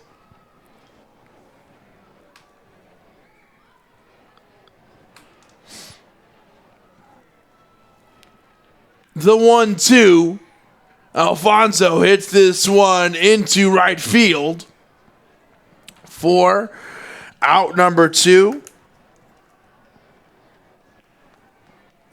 This brings up Frank Nigro, the 21-year-old catcher for the High Point Rockers. Just got done playing D2 baseball in Delaware, has jumped onto the Rocker roster and been a great addition. 2 outs here in the inning. We are in the bottom of the 5th. Day baseball here at the Point. It was an 11 a.m. start. A 1-0 count, 2 outs for Frank here.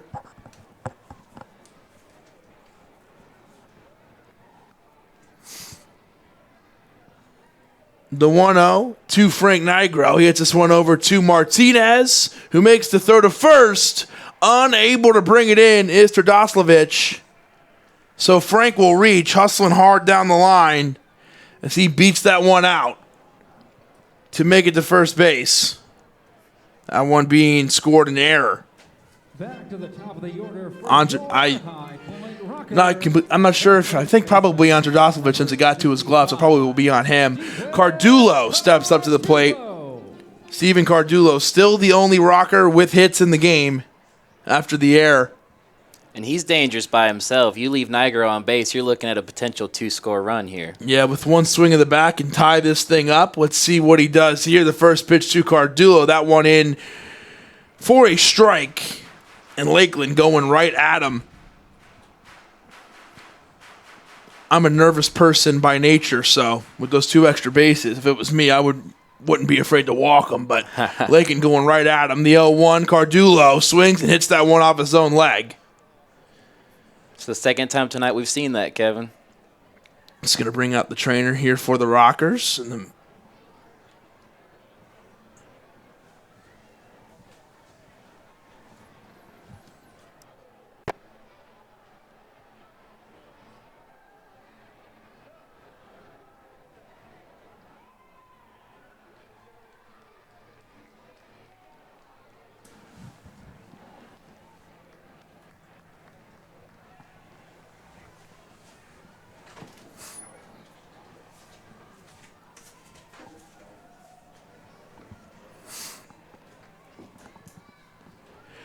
0-2 count here for Cardillo as he steps back in.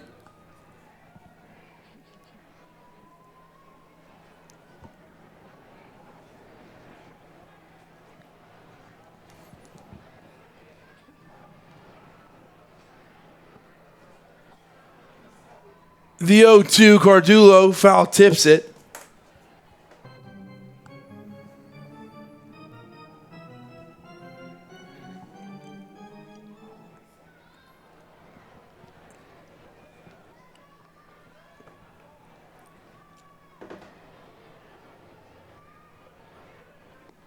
That one misses for a ball, a 1-2 count.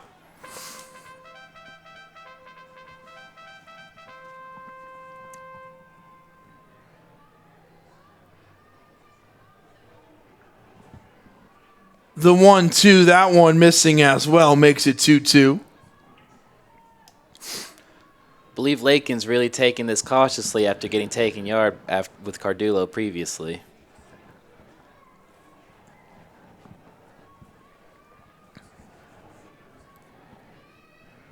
So 2 strikes here to Cardillo.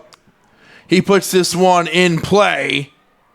The throw to first by Gamache in there in time. And the Barnstormers get out of the inning 3-1. The Barnstormers lead. One man reaching there on an error. No hits. And the Barnstormers get out of it. Lancaster leads 3-1. Your Rockers back in the field, and we have a new pitcher. We'll be right back. This is High Point Rocker Baseball. The host of Rewritten here on Public House Media. Thank you so much for listening to the following broadcast on Public House Media. Once you are done with this episode, I hope you'll come check out my show, Rewritten, where we will talk about you having limitless potential and can rewrite your story at any time. No matter your background, your past, or current situation, you can have the type of life you crave. A new show comes out every single Monday. Don't forget to subscribe on iTunes so you never miss an episode of Rewritten. Thanks again for checking out the following broadcast on Public House Media. We hope you you all enjoy your time. This is Rachel Mullins, host of Hashtag No Filter Friday, here on Public House Media. Thanks for listening to the following broadcast on Public House Media. Once you're done with this episode, I hope you'll come check out my new show, Hashtag No Filter Friday, where we talk about all of the sexual misconduct allegations swirling around Hollywood. A new show drops every Friday at 8:30 Pacific Standard Time. Don't forget to subscribe on iTunes so you'll never miss an episode of Hashtag No Filter Friday. Thanks again for checking out the following broadcast on Public House Media.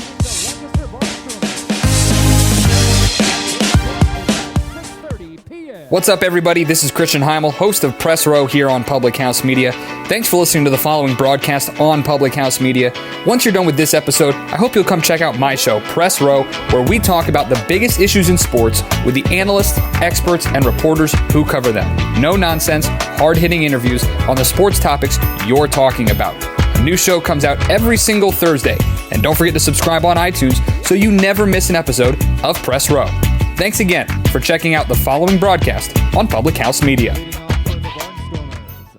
Hi, this is Peggy Rojas, host of Viviendo una Vida en Balance here at Public House Media. Thanks for listening to the following broadcast on Public House Media. Once you're done with this episode, I hope you can come back and check my show, Viviendo una Vida en Balance, where we talk about life hacks to live a life in balance. And this show. Welcome back here to the ballpark. Trdoslavich at the plate for the Barnstormers. A new pitcher here for the High Point Rockers, and it's Daniel Gibson, Kevin McMahon, and Garrett Wold here with you. An 0-1 count for Trdoslavich. No outs in the inning. Here comes the 0-1 from Gibson. That one down low for a ball, a 1-1 count. What do you think of today's performance from Steven Johnson here, Garrett? I've said it before and I'll say it again. The scoreboard will not reflect it, but Johnson played a very complete game today. He got strikes, he threw batters out, and even when they needed him there, he was there. They had a rough second inning, and that could happen to anybody, but overall, a very strong performance from Johnson. The 1-1. He tips that one back. A 1-2 count, no outs.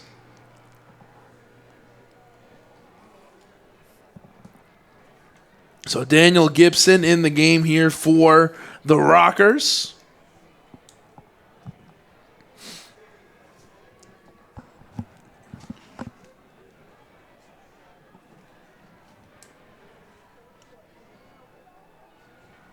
The 1-2. Foul tipping it back is Trdoslavich. It would appear the sun's starting to peek out now, Kevin. We may be in the clear after all. Oh, yeah, we might be all set, baby. Rain in the forecast at some point. I know we're not supposed to say rain, not supposed to talk about the weather, but I feel like we're cheating the weather here. We're getting lucky at this point. Absolutely. But no complaints here. We will take it. That one missing to Trdoslavich makes it 2-2.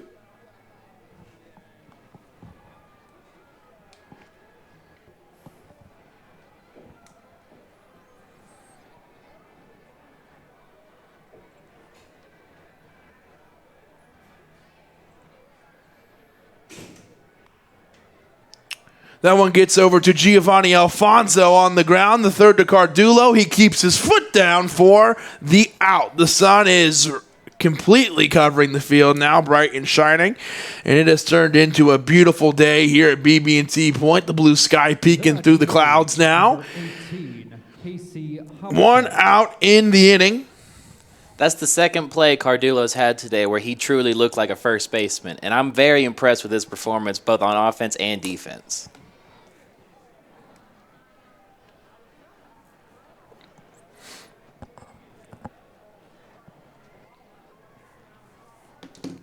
That one missing.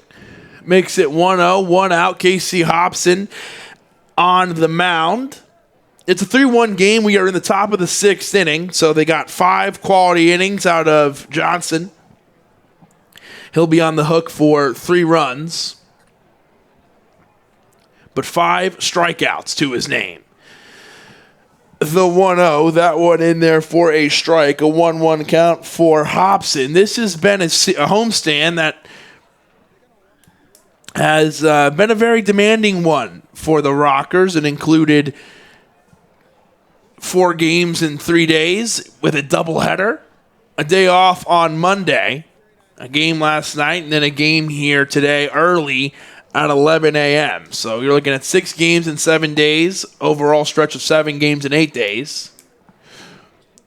With 4 against the Ducks, 3 against the Barnstormers, a 1-2 count to Casey Hobson. 1 out here in the inning. Daniel Gibson looking to put together a nice outing in relief. The 1-2, that one missing, makes it 2-2. A rocker win here, and they have some work to do if they want to make that happen with down by 2, but a rocker win would have them winning the series here today after the win last night. The 2-2 pitch, Hobson fouls it away. Lancaster looking to win today and create a rubber match tomorrow at 6:30.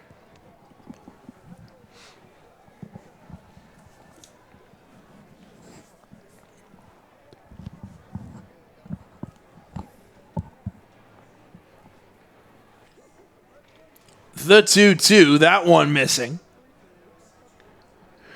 A full count here, 3-2 for Gibson, 1 out in the inning for him, and he has a full count to work with now.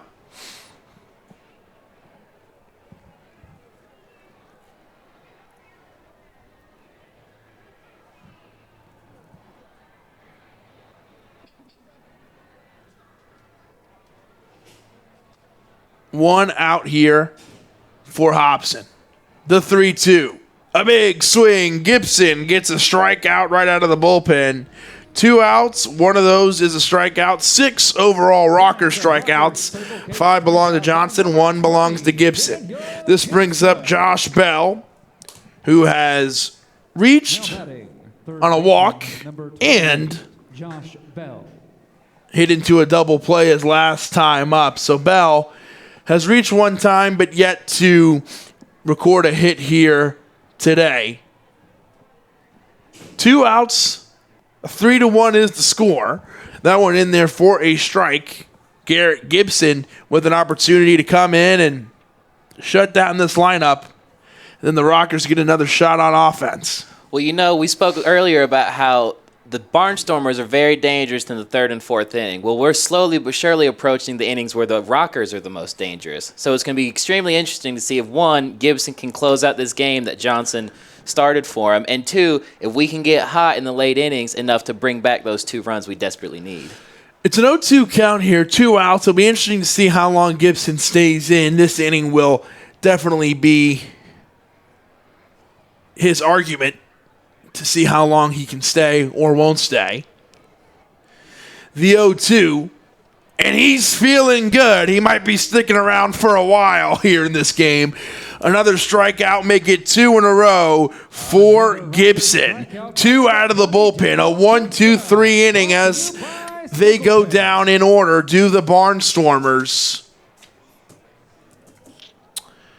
3-1 is the score. Your Rockers with another chance here.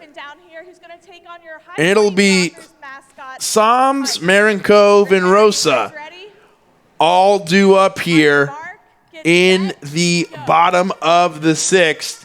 Jared Lakin, who's been outstanding today, back on the mound for the Lancaster Barnstormers.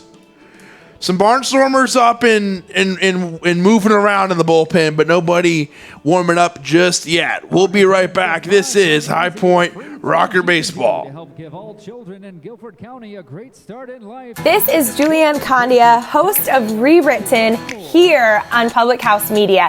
Thank you so much for listening to the following broadcast on Public House Media. Once you are done with this episode, I hope you'll come check out my show, Rewritten, where we will talk about you having limitless potential and can rewrite your story at any time. No matter your background, your past, or current situation, sensation, you can have the type of life you crave. A new show comes out every single Monday. Don't forget to subscribe on iTunes so you never miss an episode of Rewritten. Thanks again for checking out the following broadcast on Public House Media.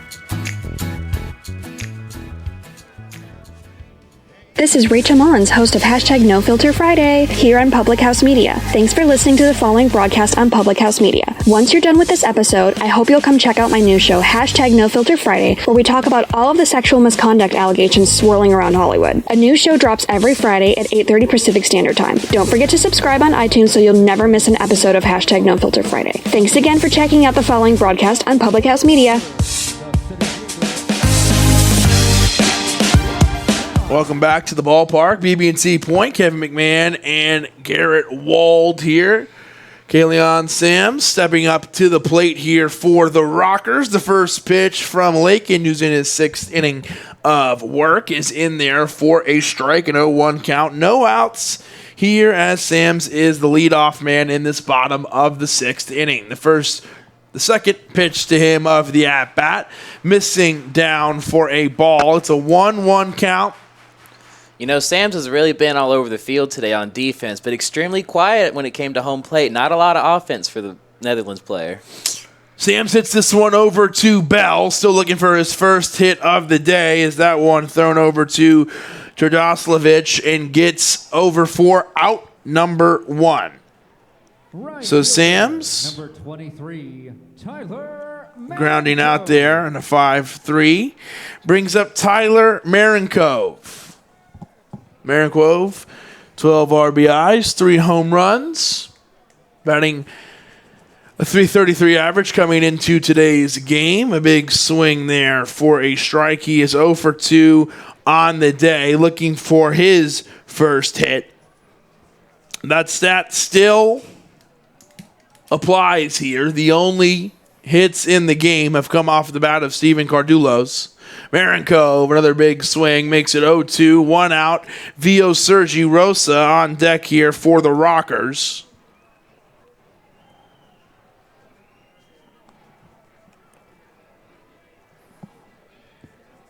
The 0-2, that one misses down low, a 1-2 count, 1 out.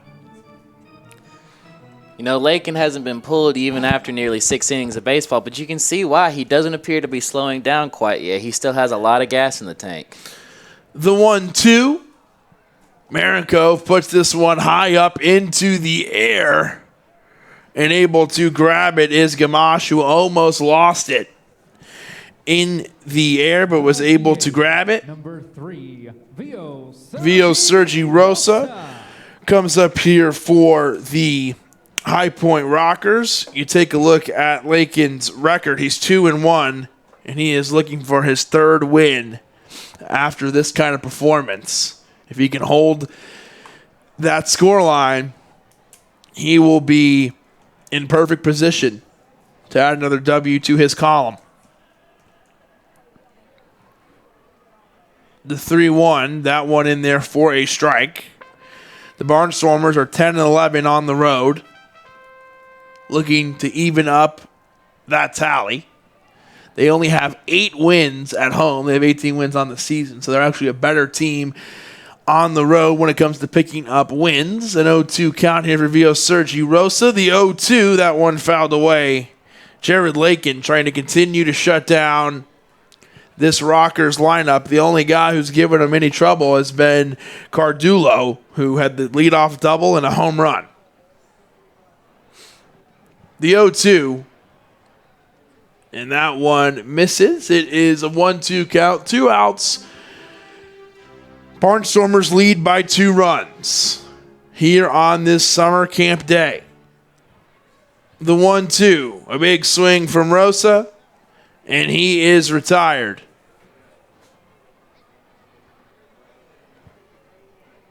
For out number 3 in the inning. Lakin picks up another strikeout. And we head now to the top of the 7th inning. Morin, Golson, Torrance all due up here for the Lancaster Barnstormers, a little baby shark for the summer campers here. They're going to love that. What a song. It's an anthem, I'll say it. New pitcher here at the ballpark. It is going to be number 39, Kyle Hansen. While he warms up, we'll take a break and enjoy some baby shark from the ballpark. We'll be right back. This is High Point Rocker Baseball. This is Liz Colburn, host of the Morning Uplift here on Public House Media. Thanks for listening to the following broadcast on Public House Media. Once you are done with this episode, I hope you'll come back and check out my show, The Morning Uplift, where we talk about finding your beauty in the journey.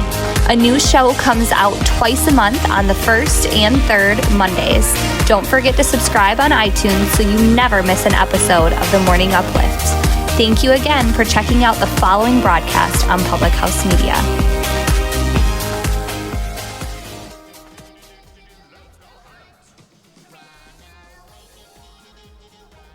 This is Madeline, host of Crowned and Dangerous here on Public House Media. Thanks for listening to the following broadcast on Public House Media. Once you are done with this episode, I hope you'll come back to check out my show, Crowned and Dangerous, where Jessica and I talk about our time in the pageant world. A new show comes out bi-weekly on Thursdays. Don't forget to subscribe on iTunes so you never miss an episode of Crowned and Dangerous. Thanks again for checking out the following broadcast on Public House Media. Welcome back to BB&T Point. Kevin McMahon, Garrett Wold here with you. Catcher number 8, Parker Morin. The Rockers fans, whose median age today is probably 6 or 7, are enjoyed the baby shark, are hoping that turns into a rally here. Kyle Hansen on the mound for the Rockers. Might be a tad generous there. You think a little younger? I'm going to go with the under on this one. I really am. We got some young kids here enjoying some baseball. We love it. The 0-1, that one missing, a 1-1 count. 0 outs. And summer camp days, school days, that might be your loudest crowd all year. Absolutely. Because they will scream all day long. They don't care. They have the energy for it. They're ready. I scream for an inning and I'm exhausted. Yeah, they're like human espresso shots down there. They never stop. Oh, boy. A 1-2 count here for Parker Morin. No outs. Kyle Hansen on the mound. Morin hits this one to Hansen, who makes a great play, takes it himself to first. That took a tough bounce. He picks it up with the glove and runs over to first for the out. Hansen just doing it all. Athletic stuff from the big man, nearly 7 feet tall, stands a 6'8" on that mound. Looks like a 7-footer. Absolutely, easily. 6'8", 200 pounds.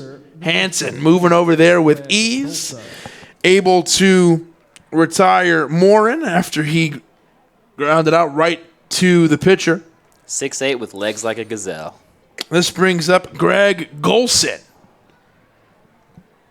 He is in center field today for the Barnstormers, and 1 out in the inning, and I'm not seeing anybody warming up here for the Barnstormers, bullpen-wise, so I think it's going to still be Lakin when we come back. That one in there for a strike, an 0-1 count. It's like I said earlier, Lakin really is not showing any signs of slowing down. He looks like he could go out and pitch 3 more innings, and if he can do it, why not let him try? Yeah, he might. That's a good point. We're not exactly sure what the count is, but it looks like he might be able to come through with a complete game. You never see that anymore, but he can get you close at least. A 1-1 count, 1 out, 3-1 still. The Barnstormers lead. The 1-1. Golson hits this one. A bounce over to Giovanni Alfonso, who makes the play over to Cardillo for out number 2. What an incredible throw. He was far and away behind second base, almost at the grass, and still managed to put that right on the glove. And on the run. Absolutely. This brings up Devon Torrance, the left fielder for the Lancaster Barnstormers. Number 4 from Canton, Ohio. The Barnstormers wearing their all-red jerseys with a little white trim red numbers on the red background. Very Angels-esque. I like them. I do too. I wasn't a ginormous fan of their uniforms last night, but I do appreciate. What were their jerseys last night? What they look like? I can't remember. The blacks with the white zigzags. Yeah, I liked them. I can't really remember them. Wow. But that, You must have not liked them that much then. It must not have made too much an impression on me. We're here already. We were here last night. We're here again at 11 a.m. I think we're doing an okay job. A 1-1 count. 2 outs for Devon Torrance at the plate. Kyle Hansen on the mound. That one in there for a strike. 1-2. It was Gibson who came in the last inning and was able to retire the Barnstormers 1-2-3. Hansen 1 strike away from doing the same thing. The 1-2. This one, Hansen tried to make the play on it. It is slow. Will he reach? Yes, he will. Torrance beats it out. Hansen could not make the play on it. Came off the mound, tried to grab it, and the ball ran out of gas as soon as Russell got up to it. And that was a nearly impossible play to make.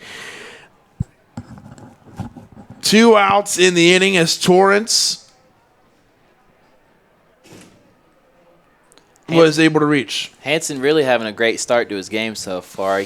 Not a lot to critique on. I mean, he's throwing strikes, he's getting the outs himself, doing a whole lot of good things as a pitcher. For the Barnstormers, the shortstop, number 1, Michael Martinez. And that'll go down as a hit there for Torrance. That one just ran out of gas. The ball did, and he was able to reach, and that's a big deal because this brings up Martinez.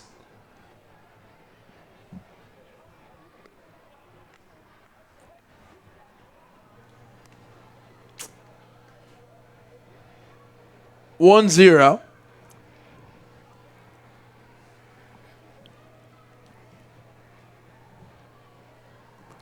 The throw over to first.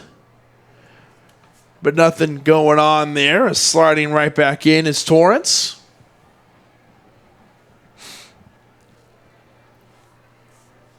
Kyle Hansen, the pitcher.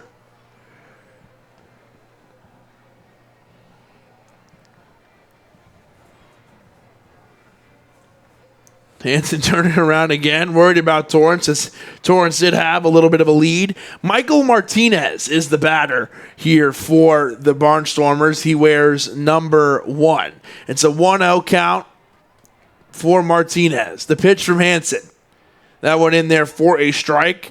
Martinez is 2 for 3 on the day. Has reached base every single time, walked his last time up, had a leadoff double, an RBI single, and a solo home run last night. He is playing some great baseball.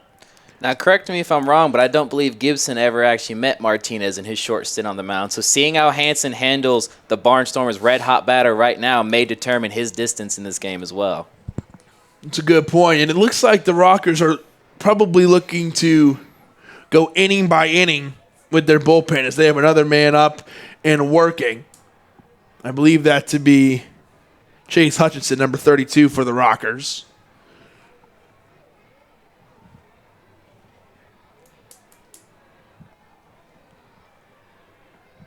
A 2-1 count, 2 outs, and a great point made by you, Garrett.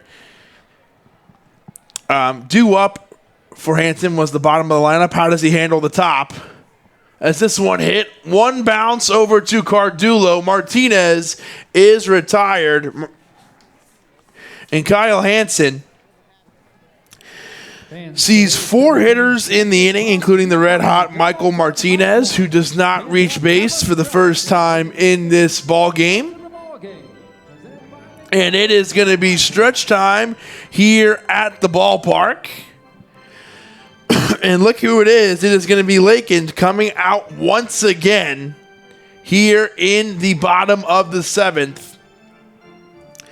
We'll be right back, as it was 1 hit in the inning for the Barnstormers, but no runs, no errors. We'll be right back. This is High Point Rocker Baseball.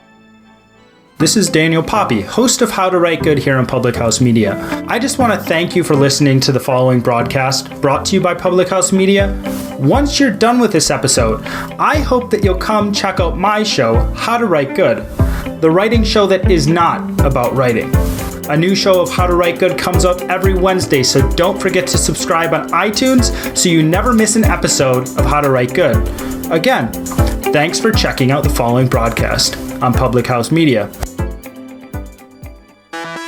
This is Jessica Hammer, co-host of Crowned and Dangerous here on Public House Media. Thanks for listening to the following broadcast on Public House Media. Once you are done with this episode, I hope you'll come check out my show, Crowned and Dangerous, where Maddie and I talk about all things pageant related, especially our experiences in the Miss America organization. A new show comes out bi-weekly, every other Thursday. Don't forget to subscribe on iTunes so you never miss an episode of Crowned and Dangerous. Thanks again for checking out the following broadcast on Public House Media. Welcome to BB&T Point. Welcome back, I should say. Hector Gomez at the plate here for the Rockers. The first pitch to him in there for strike one. The guy on the mound might look familiar, and that's because he's been the only pitcher for the Barnstormers. It's Jared Lakend. Still on the mound through 7. A few guys in the Barnstormer bullpen standing up, moving their arms, but yet to have anybody warm up. It's a 1-1 count here for Lakend and Gomez. No outs in the inning. Hector Gomez, the leadoff man in the bottom of the 7th. A 3-1 lead. Here is the 1-1. That one high. A 2-1 count. A 3-1 lead for Gomez. Or 3-1 lead for the Stormers. Somebody's leading. For the Stormers. For the Barnstormers, I should say. Lancaster leads by 2. The only man to get on the board for the Rockers has been Cardillo, as Gomez foul tips that one down the line.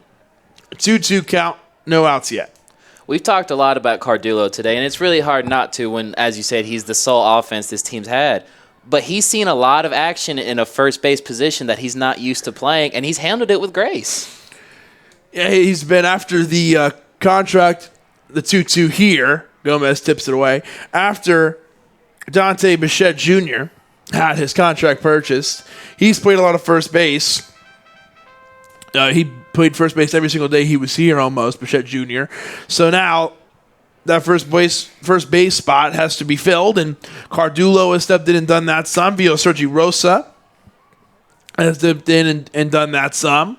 As Gomez puts this one up into the air, it gets down fair. Gomez is going to move over.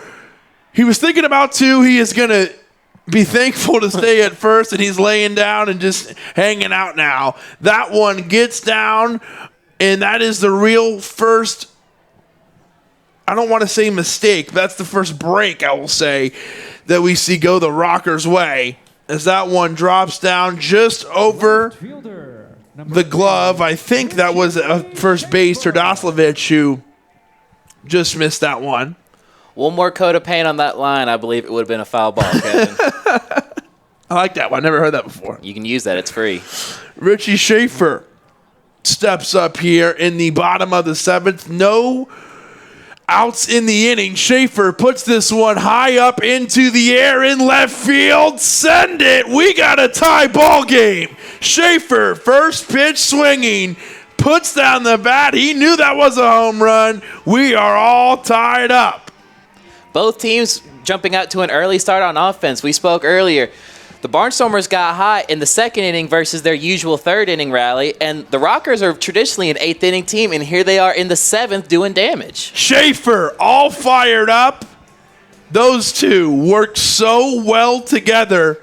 Hector sets him up, and Schaefer knocks it down. We are all tied up 3-3, and what a tough pill to swallow if you're Jared Lakend. You've been tremendous all day, and now it is a tie ball game. Michael Russell puts this one into left field. Russell goes yard. He has a solo shot, back-to-back home run. Send it, Mr. Russell. 4-3, and just like that, the Rockers lead number 4 with run number 4. Terrence almost went up there and was able to rob it, was Torrance. But Russell going yard.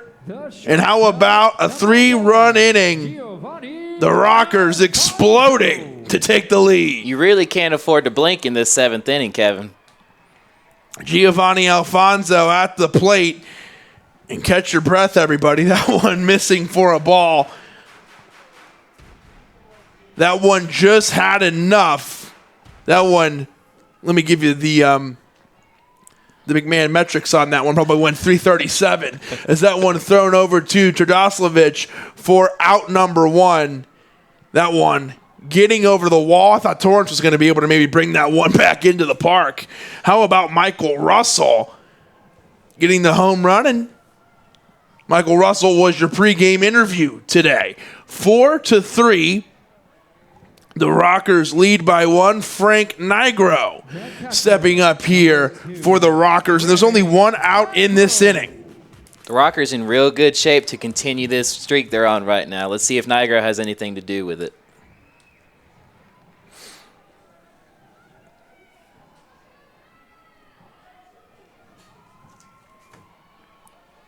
That one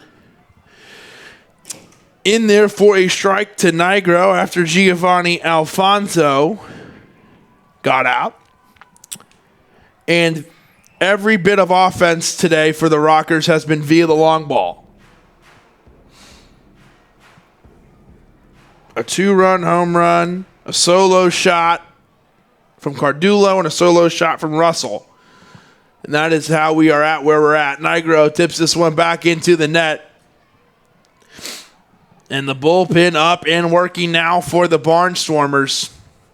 And Hector Gomez just put one up into the air, and you looked at it and thought the Rockers are going to get it, or, the Barnstormers are going to get out of it as Nigro foul tips that one away. And that one gets down, a little bit of luck on their side. And an unfortunate break for the Barnstormers as the Rockers used that to their advantage, and Schaefer hit a 2-run home run, tied it up, and then the very next play, Russell hits a home run. The pitch to Nigro, he hits this one on the ground over to Gamache to throw to first for out number 2. Nigro's made great contact with just about every pitch thrown his way today. He just can't seem to get it up off the ground and into the outfield. He's struggled with that a little bit today. He's putting them in play, though, which is half the battle. We'd like to see it leave the bat. We'd just like to see it maybe, like you said, try to get through. And I'm not making excuses for the guy. I think he's been playing great. But you got to remember, 21 years old, playing his first bit of pro ball.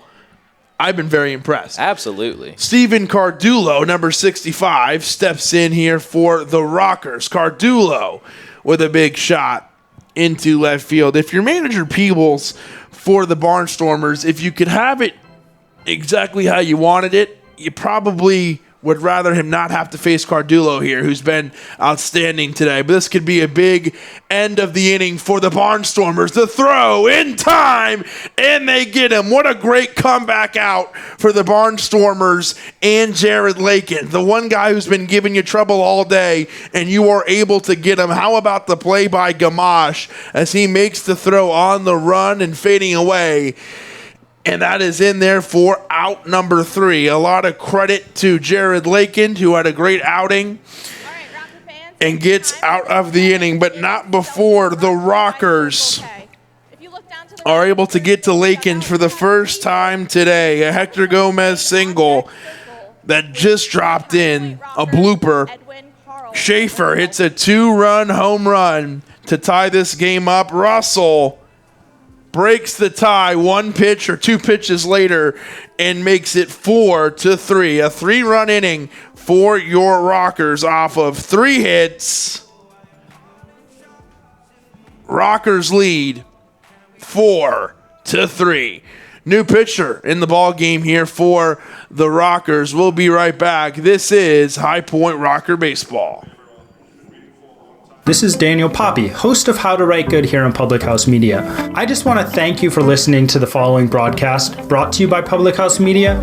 Once you're done with this episode, I hope that you'll come check out my show, How to Write Good, the writing show that is not about writing. A new show of How to Write Good comes out every Wednesday, so don't forget to subscribe on iTunes so you never miss an episode of How to Write Good. Again, thanks for checking out the following broadcast on Public House Media.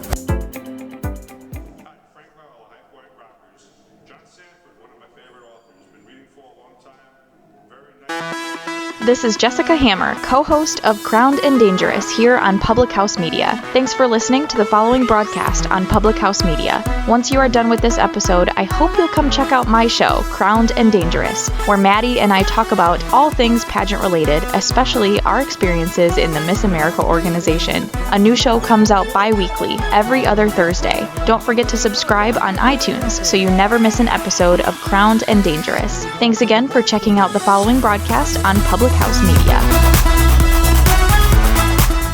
Welcome back to BB&T Point. The first pitch down for a ball. The new batter here in this inning is Dan Gamache. New pitcher is Alberto Baldonado. Gamache at the plate. The 1-0. That one missing as well. 2-1. And the Rockers have a little bit of a different feeling here in this inning because they are in the top of the 8th inning, 4-3. They lead by 1 run after a 3-run inning. That one in there for a ball makes it a 2-1 count. You know, I think it was a real interesting move by Barnstormers manager Ross Peoples to keep Lakin in this long, especially after the rough start, but he gave him the opportunity to get out of that situation, and he did. So it'll be interesting to see if Lakin makes a comeback again or if somebody will come in from the bullpen. The 2-2, if I had to guess, we saw the bullpen jump into action quickly after the Schaefer home run, and they moved even faster after the Russell home run. So if I had to guess, after a 3-run inning, you're not going to see him come back in for the 8th. Even though he did, like you said, ended in a great way. Schaefer has to go up for that one and is able to bring it in for out number 1 as Gamache is retired.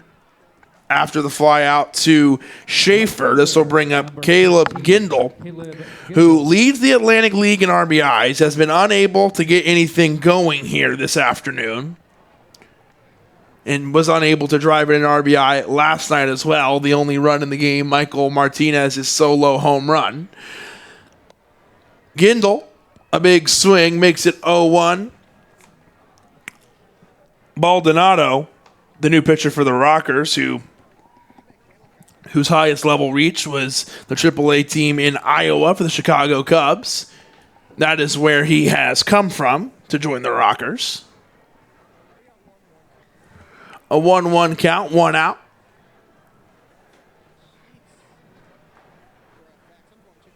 The 1-1, that one in there for strike 2. As I mentioned, Gindel has 39 RBIs on the season. David Washington, the great hitter for the Ducks, has 38, to put that in perspective. The 1-2, that one missing, makes it 2-2. And what have you thought so far, Garrett, of the Rockers' ability to bring in different pitchers? And so far, so good. The last 2 pitchers went 1, 2, 3 out of the bullpen. The Rockers are a talented baseball team, top from bottom. They've got guys in every single position around the field that can do the work and can do damage. I specifically think their bullpen is something to shine about. They have a lot of guys that have been to the league before and come back. They have a lot of young guys that are trying to prove themselves. And they have multiple guys that can come in and save a game or start a game just as well as any other team in the league can. First baseman, number 10, Joe Turdano. Speaking of, Gindel strikes out there, courtesy of Alberto Baldonado, who is able to get the strike out there. So he is 2 outs into this thing. Joe Turdoslavich swinging at the first pitch, and it's an 0-1 count, 2 outs. The Long Island Ducks and the Somerset Patriots will lock horns tonight at 7:05. Both are tied for first place in the Liberty Division. It'll be interesting to see how the league looks after tonight. It'll be very important, and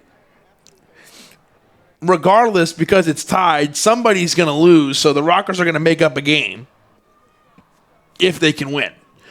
So 2-1, and that is how the Patriots were able to make some moves, because the Rockers and the Ducks are playing each other, and then the Rockers won 2 in a row against the Ducks in the last 2 games of the series, and that let the Patriots move up because they were able to win some games during that stretch. 3-1, 2 outs with the script flipped here. the Rockers trying to do the same thing. We were worried about rain. It is beautiful, bright blue skies here at the ballpark. 2 outs in the inning. Maldonado and the Rockers have been able to retire 2 Barnstormers in a row, but a 3-1 count for Tadoslavich. The pitch, that one missing, and Joe is going to jog over to first base as he walks here in the 8th inning. So that puts the tying run on first base in the top of the 8th.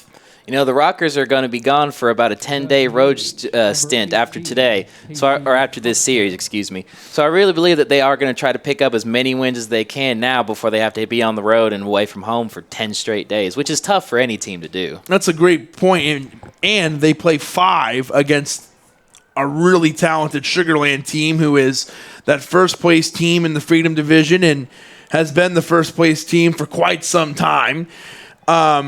So that's going to be a tough stretch, and they're taking on the 3rd place team in the Freedom Division right now in the Lancaster Barnstormers, and they will see the 4th place team in the Freedom Division in the Southern Maryland Blue Crabs before they head to see the Sugar Land Skeeters. If I'm a player for the Rockers, though, I think I almost prefer a schedule like this where you're constantly playing and you're constantly in game shape. You know, these guys don't get many days off, but I feel like if they did, it's hard to stay focused and keep your eye on the prize that way. I agree with you. I will make the argument they wouldn't mind maybe a couple days in a row at this point because I think it was something like 27 games in a row, 27 days in a row where they've been playing. So I agree with you, and I think that's been this team's MO, that they like to stay in shape and like to keep going and go. I think at this point in the season, when you're getting close to the All-Star break, they'll be happy for when that break rolls around. It's also very easy for me to say that from my air-conditioned press box. I gotcha. And I think a lot of the guys would agree with you, but I'm just saying, I think in the beginning, they were all with you on that as the 2-2 fouled away from Casey Hobson, or the 0-2, excuse me. I think at this point, they wouldn't mind a couple, but it's coming up here in that break, and they got, as you said, they got a big road trip coming, and they were able to pick up a win off the off day yesterday, or on Monday, excuse me. Casey Hobson at the plate. He is able to stay alive here. It's a 1-2 count, 2 outs. Alberto Maldonado trying to get out of the inning with this run. This 1-run lead still intact. A runner on here for the Barnstormers. The pitch is in there. A swinging strike by Hobson. Maldonado able to pick up a strikeout here. He has 2 in the inning. A nice outing by Alberto Maldonado as he is able to retire Hobson and the Barnstormers. We head to the bottom of the 8th. 1 runner left on, no hits, no errors. 4-3, the Rockers lead as we head to the bottom of the 8th inning. We'll be right back. This is High Point Rocker Baseball. This is Jenna Burt, host of the Confessions of a Military Spouse podcast here on Public House Media. Thanks for listening to the following broadcast on Public House Media. Once you're done with this episode, I hope you'll come check out my show, Confessions of a Military Spouse, where we dig deep and talk about the unspoken hard truths of what it's really like to be a military spouse. A new show comes out bi-weekly. Don't forget to subscribe on iTunes so you never miss an episode of Confessions of a Military Spouse. Thanks again for checking out the following broadcast on Public House Media.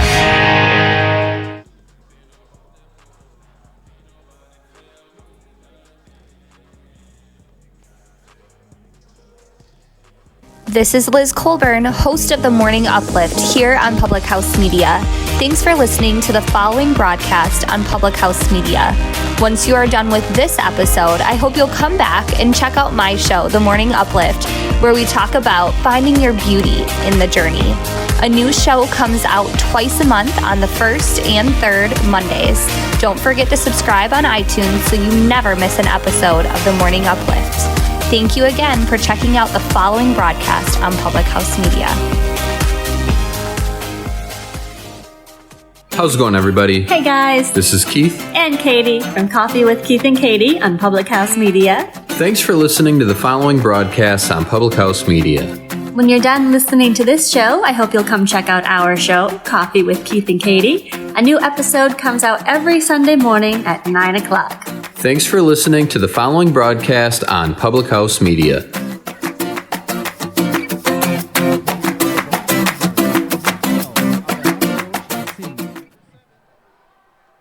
Leading off for the Rockers, the center fielder, number 7. Welcome back here to BB&T Point. Kevin McMahon here with you alongside Garrett Walt. From Baby Shark to Old Town Road, a lot of animals. We're having a good time. BB&T Point is a bangers-only stadium. It's a strict rule. Kalian Sams at the plate here for the Rockers, looking for his first hit on the day. A new pitcher here for the Barnstormers, the first change of the day for Lancaster. It's Alejandro Chasin. The bottom of the 8th inning is brought to you by Salmon. Here for the Rockers, a 1-1 count for Kalian Sams.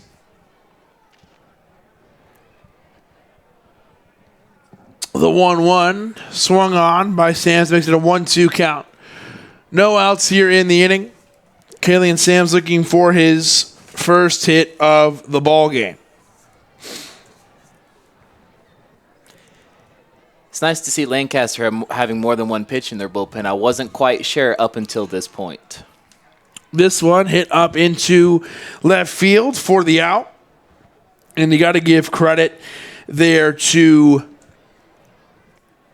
Jared Lakin, who came in and just put together a great game. And unfortunately for him and the Barnstormers, the Rockers were able to get to him in the 7th inning with 3 runs. And was able to give the bullpen a bit of a day off. Didn't have to use him until the 8th inning. So up until the bottom of the 7th, it was looking like he was going to be able to go the distance. This brings in Marinkov. Marinkov hits this one into center field. So 2 quick outs here for the Rockers. And Chasin hoping to get out of the inning 1-2-3 as he was able to get Sams to fly out to left. Marinkov to center. Vio Sergi Rosa makes his way to the plate here. 2 outs in the inning, a 4-3 lead for the Rockers. They lead by 1. They would love to get one more before going to the 9th. What's at stake here for the Rockers? Well, a 1-0 count for Vio Sergi Rosa here. They have won 3 in a row. They've won 30 games. That one in there for a strike, a 1-1 count, 2 outs. They've won 30 games. They have won 3 games in a row. And they won last night against the Barnstormers, game 1 of a 3-game series. So a win today would allow them to win the series. It'd be their 4th series win in 6 series. And their last series was a split, so they've only lost 1 of their last 6 series. They've either tied or won. Not a bad record going into the All-Star break. Their last series, and they're hoping to continue that streak here as that one misses. It is a 2-2 count here, an even count for Vio Sergi Rosa. Gomez on deck. The 2-2, Vio Sergi Rosa puts this one high up into the air in right field for out number 3. And Rosa is retired by the pitch out, or by the hit out into right field. We head now to the 9th inning as the Rockers look to close the door. It is the relief pitcher, the closer for the Rockers, Trevor Frank, 15, jogs out here to the mound as he looks to pick up his 2nd save in 2 days. The Rockers looking to close the door here at BB&T Point. The Barnstormers have one more chance as they look for one more run. A 1-run lead. We'll be right back. This is High Point Rocker Baseball. What's up, everybody? This is Christian Heimel, host of Press Row here on Public House Media. Thanks for listening to the following broadcast on Public House Media. Once you're done with this episode, I hope you'll come check out my show, Press Row, where we talk about the biggest issues in sports with the analysts, experts, and reporters who cover them. No nonsense, hard-hitting interviews on the sports topics you're talking about. A new show comes out every single Thursday. And don't forget to subscribe on iTunes so you never miss an episode of Press Row. Thanks again for checking out the following broadcast on Public House Media. Hi, this is Peggy Rojas, host of Viviendo una Vida en Balance here at Public House Media. Thanks for listening to the following broadcast on Public House Media. Once you're done with this episode, I hope you can come back and check my show, Viviendo una Vida en Balance, where we talk about life hacks to live a life in balance. And the show's in Spanish. A new show comes out every Monday, so don't forget to subscribe on iTunes and share with your friends. Again, thank you for checking out the following broadcast in Public House Media. Welcome back to BB&T Point. Trevor Frank, the pitcher here for the Rockers, due up for the Barnstormers. Bell, Morin, and Golson. That is who Lancaster is counting on here to try to tie up this ball game. They have one more shot here. Josh Bell at the plate, number 28, the third baseman. Had a great day defensively for the Barnstormers. The first pitch from Frank in his outing as the closer misses 1-0. I think it was a real smart move by the Rockers coaching staff to go inning by inning with their pitchers these last 3 innings. I wasn't sold on it at first, but after seeing the results, I really think it was the right choice. The 1-0, and the thing that's good about that as well is it gets a lot of different guys work. Mm-hmm. So they've had a couple games where they haven't had that many guys come out of the bullpen or had a few guys go too. So what this does is that the Rockers do have a big bullpen, a lot of pitchers, and 3 guys were able to come in and get work. So 4 pitchers, and I think this is the 5th pitcher of the game here for the Rockers so far. So anytime you can spread the wealth and let everybody get some work in, that's a good day, especially if you can pick up the win. 2-1. I wasn't positive if the Rockers were going to go with Frank here 2 days in a row, but they did. I was thinking they probably would, but you never know. And Frank comes out here looking for his second save in 2 days. The 2-1 from Frank. This one hit on the ground into right field. It gets through, jumped off the bat of Bell for a single, his first hit of the day, and that is going to put the tying run on first. Bell will be subbed out of the game with a pinch runner coming in here for the Barnstormers. It is going to be number 7, I believe. And that is Darian Sanford. We saw Sanford last night. He was the leadoff man for these Barnstormers. When it comes to saves, Trevor Frank is 3rd in saves amongst pitchers. I really feel like Frank has earned the right to be the guy they call upon when it comes to situations like this, and I think it speaks volumes that he's earned that trust from his coaching staff. Oh, yeah, and he was able to do that early on. Morin at the plate here for the Barnstormers. They're trying to move that run over to second. The throw, he will be safe. Nigro tried to get him out there, but sliding in is Sanford, who moves over to second. Sanford, speedy. That throw did not make it in time over there. He was safe, no problem at all. It was a real strategic substitution putting Sanford in as a pitch runner. I think that's what they had in mind, was they want him to try to steal and get home as quickly as possible. They would love to tie this game up, and I think they probably said, Bell, if you can get on, we're bringing Sanford in. So he was able to move, and getting a hit against Trevor Frank is something that's easier said than done. So the Barnstormers know that. You'd hate for Sanford to become an out, but you'd love to move him as well to make it as easy as you can on yourselves to get him in. The 1-0, That one missing as well. A 2-0 count. Sanford doing a lot of jumping and bouncing on second base, really trying to get Frank to pay attention to him here. Well, he's got great moves. Talk about pitchers having great moves. He's got a great move. He's taking that first step and kind of jabbing it towards third, a little bit of a stutter step. Something that when you go back to check him, you see him moving back and forth right there. That'll definitely make you nervous as the closer, or as any pitcher. He's making that move there, and he goes over to second, does Frank.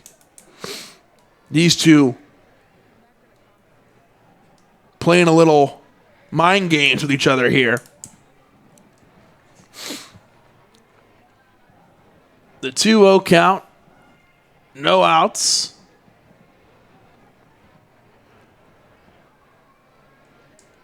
Gomez checking out the runner and the batter at the same time with his body kind of angled towards both of them. Now moves back to hit. Gets past Giovanni Alfonso into center field. The stop sign up for Sanford. And Morin gets a hit. This one right past Giovanni Alfonso. Runners on the corners here for Trevor Frank. No outs in the inning. So that'll move Sanford over to third. So that was a huge play to have him steal because Parker Morin is able to get the single. And now, Garrett, to oversimplify it, the Barnstormers have 3 outs to try to put one into the outfield. That's all you got to do. And if you could be able to, you can still record an out here and get him in. Very good situation for the Barnstormers to be in right now. You have a very young catcher at home plate in Nigro who's still up in the air and how consistent he can be. You have Frank out here who looks like he's starting to struggle just a little bit, and you've got one of your fastest pinch runners in at third base. It's a really good situation for the Barnstormers. All the ingredients are there. You're happy with what you got, as Garrett just laid it out there. You got Frank Nigro, as he said, 21, and a great catcher, but in a little bit of a stressful spot. Trevor Frank, a terrific closer, third best in saves in the Atlantic League, played last night here in an early start game at 1:20 in the afternoon after coming out last night at around 9 o'clock. The 1-0, that one missing. 2-0, you have an empty base at second. So if you walk Golson, that would create a force at first. Greg Golson, the hitter here for the Barnstormers, wearing number 16 here in those red uniforms. No outs in the inning. Frank on the mound. Here's the 2-0. Golson puts this one into left field. It gets down. Schaefer goes to second. The throw not in time. Sanford will score to tie up this game. So that gets down for a single for Golson. A huge RBI single, which will move Sanford in. Tie ball game. The throw over from Schaefer to second was not in time. So everybody will move in. Or move over one, I should say. Devon Torrance at the plate. Morin will be subbed off. Number 5, I believe, for the Barnstormers coming in. Zach Schenk, as we just heard over the loudspeaker as well. Runners on first and second in a 4-4 game. No outs for Trevor Frank. That one there in time for a strike. It is an 0-1 count. Very stressful here. A great baseball game here on this camp day. It was the Rockers who jumped up to lead here in the 7th inning with a 3-run inning. It is now all tied up 4-4 after an RBI single by Golson that would score Sanford. That one in there for a strike as Devon Torrance, the hitter now, was showing bunt. 0-2, runners on first and second. Devon Torrance at the plate. No outs in the inning. Trevor Frank looking for his first out. He would love to pick up 2, but 1 will do. He hasn't recorded 1 yet, and Martinez on deck. The 0-2 from Frank. That one missing for a ball. A 1-2 count. Runners on first and second. Frank desperately just trying to get this first out just to get some momentum going in his favor. He's had it tough since he got on the mound, and I'm sure it's not helping at all knowing that the ball game is now tied and we'll have to do one more half inning of baseball here at BB&T Point. At least one more. 1-2, no outs. The pitch to Torrance. Torrance puts this one in play, and they were able to get him at first as Russell gets it over to Cardillo. He tried to tag the runner coming in from first in Golson. The tag was not able to be connected there. So that'll move Golson over to second. That'll be a 4-3 out at first, 1 out in the inning. And that'll move Shank over to third. Getting a little confusing here, all these guys coming in. And you got to give credit to Peebles, who made the heads-up play to bring Sanford in for Bell, and that helped get the tying run. What happened just now was an intentional walk. They don't do the walk here anymore. They just show the 4, and they move them over. So Martinez walks over. That sets up a force at any base, and this is going to be the end of the day for Trevor Frank. Jamie Keefe coming out. I believe it was a smart move to walk Martinez. Whether or not how he's played earlier is pretty irregardless at that point. He's a dangerous hitter, and you are trying to keep the damage to an absolute minimum right now if you're the High Point Rockers. So sending him to first base and taking your chances with Gamanch is definitely not a bad call. Yeah, and the number one thing they're looking at here, as you said, it takes Martinez out of the equation, and it sets up a force at any base. So that makes it a lot easier on your defense, and you can get an out at any time now, and they will take that. Chase Hutchinson coming in, and Keefe coming in. This brings Frank out because, on a base level, Frank is coming out because, as you said, we're guaranteed to have more baseball here. So Frank just pitched last night. You probably don't want Frank to go too long here.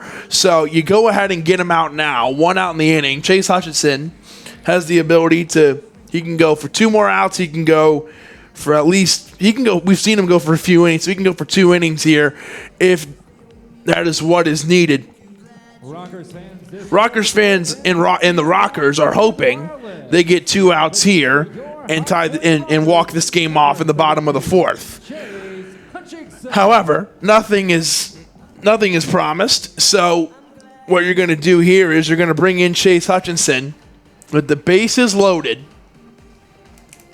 Dan Gamache at the plate.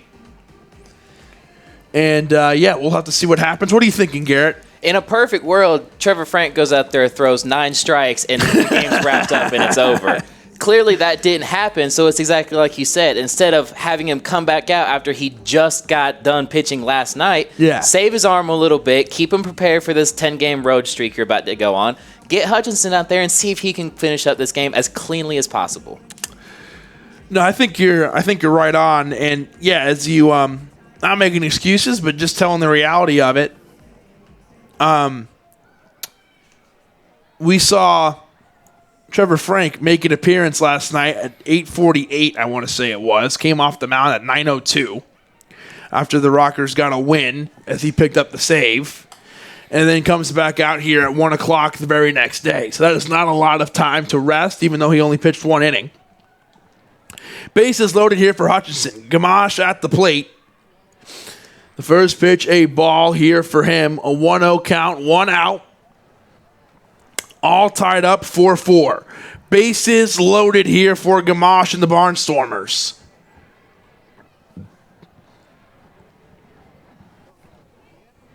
The 1-0. That one in there for a strike makes it 1-1.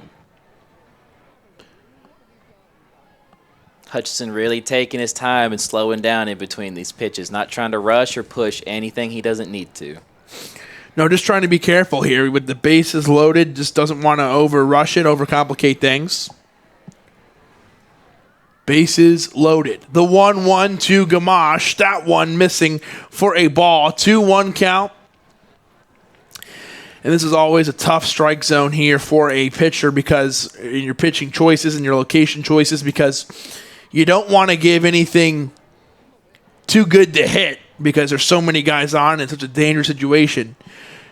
But you don't want to walk either, because if you walk in a run. So you got to be very careful. The 2-1. Gamache puts this one into play into right field. Throw home after the catch. It takes a bounce. Chase Hutchinson is there as backup.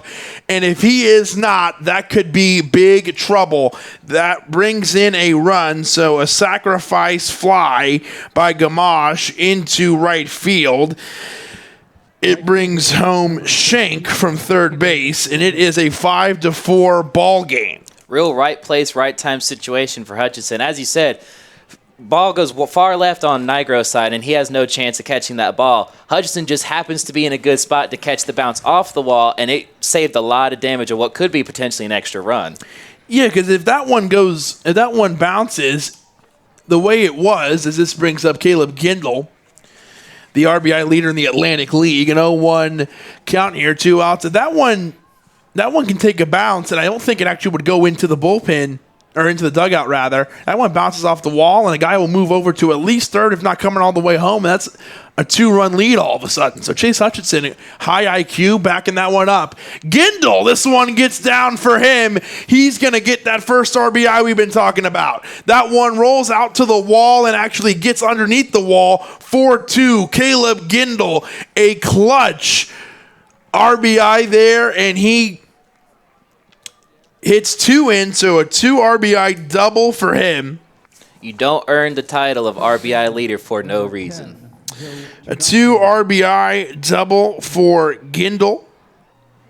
And that'll be a 4-run inning here in the 9th for this Barnstormer team.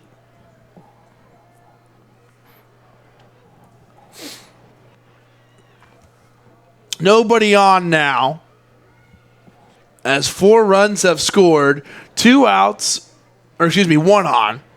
What I was trying to say was that Gindle cleared the bases. Joey Tradoslavich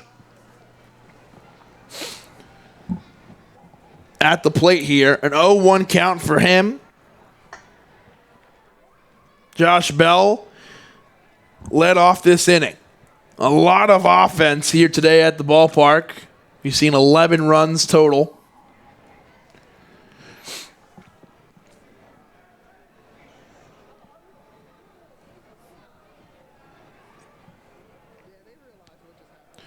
The 0-1.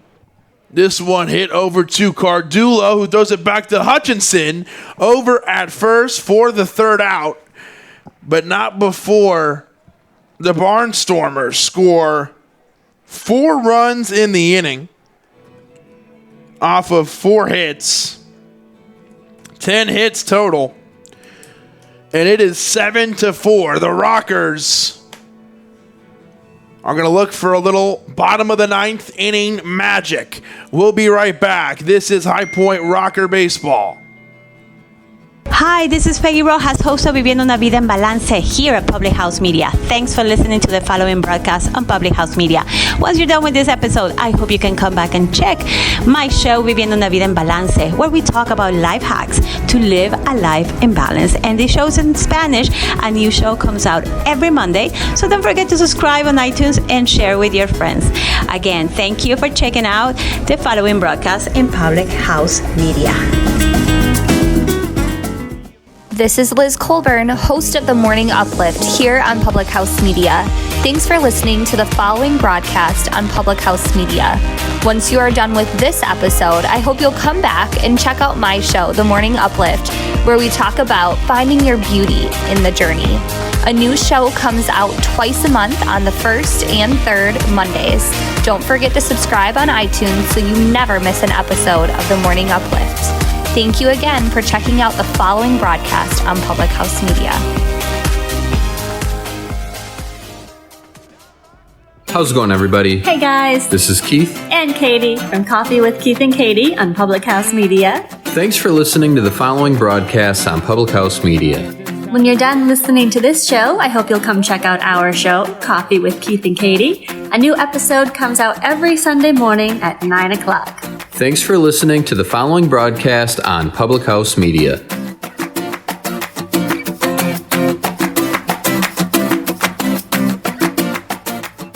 This is Madeline, host of Crowned and Dangerous here on Public House Media. Thanks for listening to the following broadcast on Public House Media.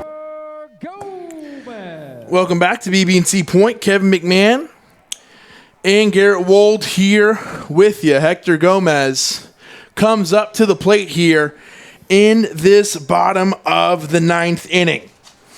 On the mound here for the Barnstormers is number 44, Cody Epley.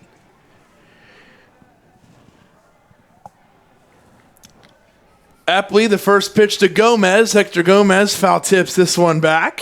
Fans, the bottom of the 9th inning is brought The Rockers are down by 3 here.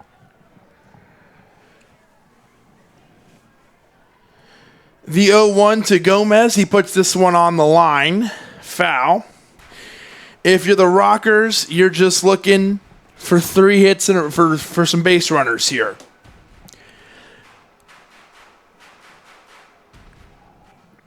You can't think about getting all 3 runs at first or in one fall swoop here, especially early. You got to get the guys on base first.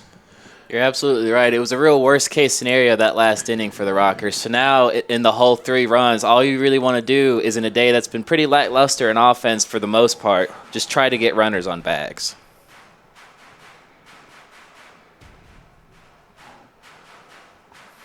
An 0-2 count for Hector Gomez. No outs.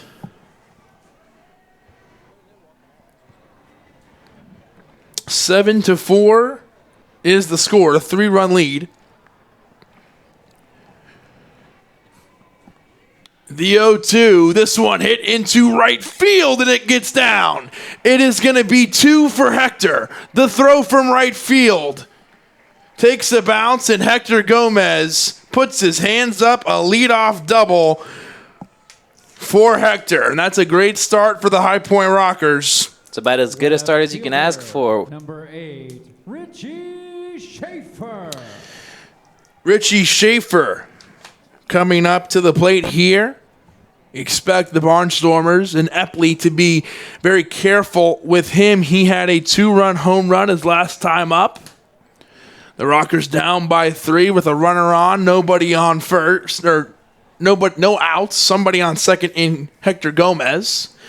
The first pitch to Schaefer misses wide there, and it is 1-0.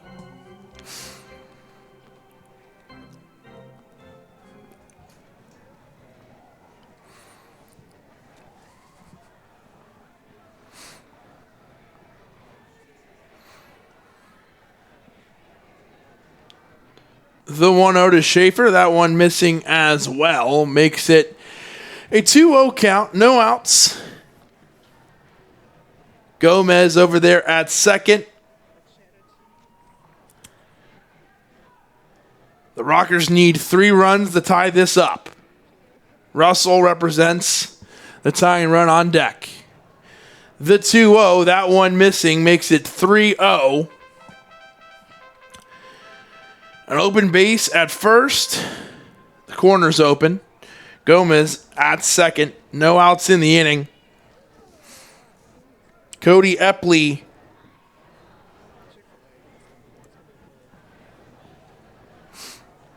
at the plate here, or at the mound, I should say, on the mound for the Barnstormers. A 3-0 count for Schaefer. Here's the 3-0. That one missing. 4 straight balls for Richie Schaefer, and just like that, the drama continues because Schaefer will go on a walk. They're careful with the guy who hit the 2-run homer. And then here's Michael Russell, who hit a solo shot. His solo shot was the one that put the Rockers up by a run at the time.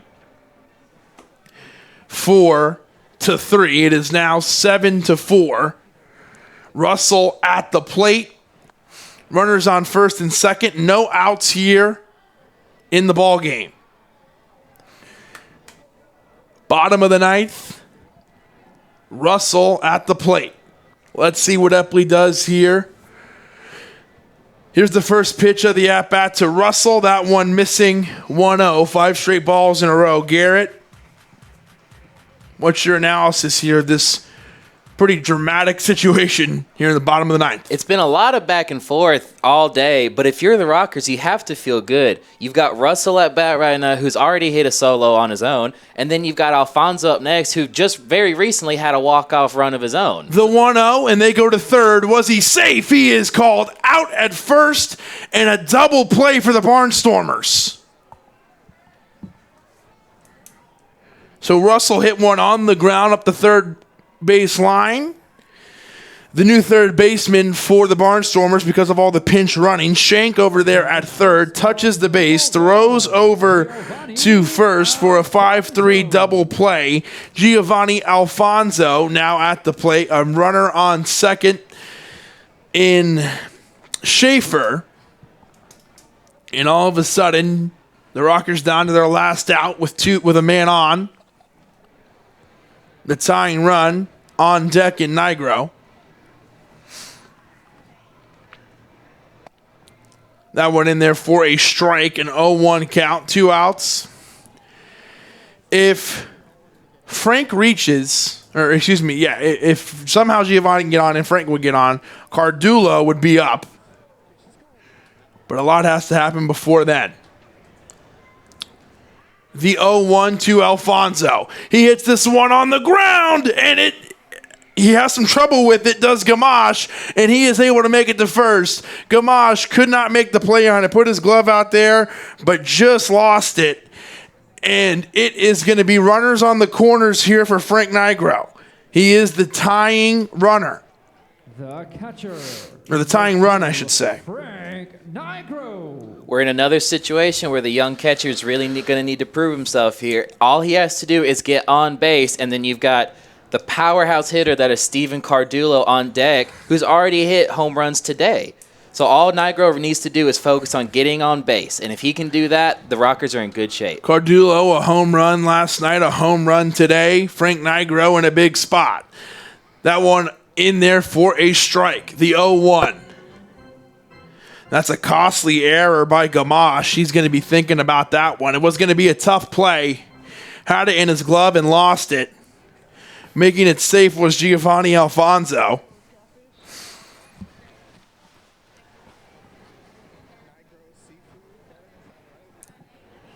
The 0-1 to Frank Nigro.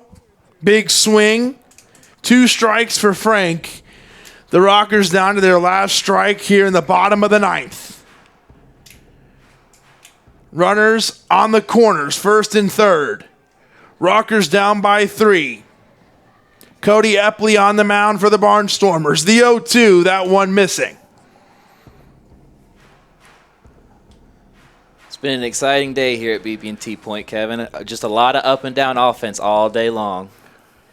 What's going to happen? Can the Rockers capitalize, or will it be the Barnstormers who close the door and even up the series? The 1-2, that one missing. A 2-2 count. That was close. The Barnstormers were ready to go ahead and close the book on this one. It's a 2-2 count for Frank Nigro. 2 balls in a row after an 0-2 count. Epley on the mound. Runners on the corners. The 2-2. Frank Nigro puts this one into left field. A tying home run for the 21-year-old. He stood there just to make sure. Send it, young man. What an absolutely incredible at-bat for Frank Nigro. He hung in there as tough as he possibly could all the way to an even 2 count and then comes up big with a tying home run. What an absolutely outstanding at-bat. The young fella says, we're not going home. Let's stay all day. A 3-run homer for the young fella. Oh, my goodness. You want to talk drama? Forget your afternoon soaps. We got all my children here at the ballpark. Steven Cardillo stepping up to the plate. Oh, my goodness. 7-7. With 2 strikes, Frank Nigro hit one into left field. Epley on the mound, and this is a tough situation. You just gave up a 3-run home run. Wow. The 1-0 to Cardillo. That one missing makes it 2-0. How about that hit by Frank? It was absolutely incredible. I still can't believe it. He really just hung in there as hard as he could. Wasn't very happy with a couple calls he got earlier, but once he found a pitch that he was happy with, he connected and took that thing to the parking lot. Cardillo hits this one on the ground to Shank. Shank has a trouble with it, gets it over to first. And, folks, we are going extra innings. Free baseball. We are going to the 10th inning, the Atlantic League rule. There will be a runner who starts on second base. The last hitter for the Rockers, I think it was Stradoslavich, so I think it'll be Gindel who starts. We'll have to wait and see, because what traditionally we've seen recently is this is a new rule. We're all getting used to it. The guy who is the runner was the one who just hit.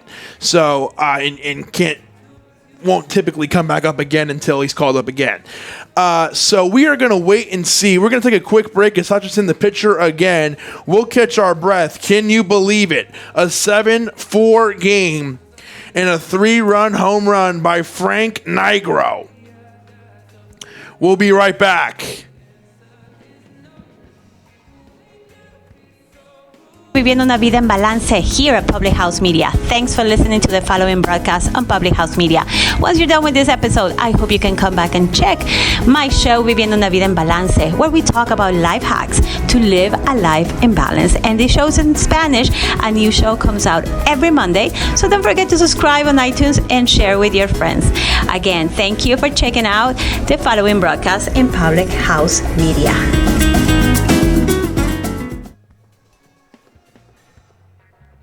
This is Liz Colburn, host of The Morning Uplift here on Public House Media. Thanks for listening to the following broadcast on Public House Media. Once you are done with this episode, I hope you'll come back and check out my show, The Morning Uplift, where we talk about finding your beauty in the journey. A new show comes out twice a month on the 1st and 3rd Mondays. Don't forget to subscribe on iTunes so you never miss an episode of The Morning Uplift. Thank you again for checking out the following broadcast on Public House Media. Welcome back to BB&T Point. Tordoslavich is the runner here for the Barnstormers. It'll be Casey Hobson at the plate. The way I interpret the rule is the last out is the runner in the next inning. So the last out from the previous inning is the runner. Number 10, Joe Tordoslavich. And that is what's happening here. Tordoslavich is the runner. Hobson at the plate. KC. Chase Hutchinson on the mound here for the Rockers.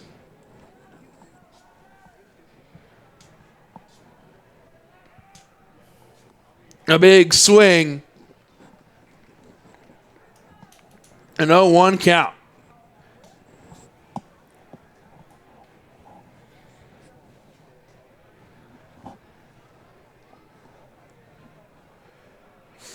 No outs in the inning here. Hobson, the leadoff man. The 0-1. That one came in and nearly caught him. 1-1. The Rockers have played 3 extra inning games at home against the Bees, the Revolution, and the Ducks. They are 2-1 in that scenario. They've walked off twice.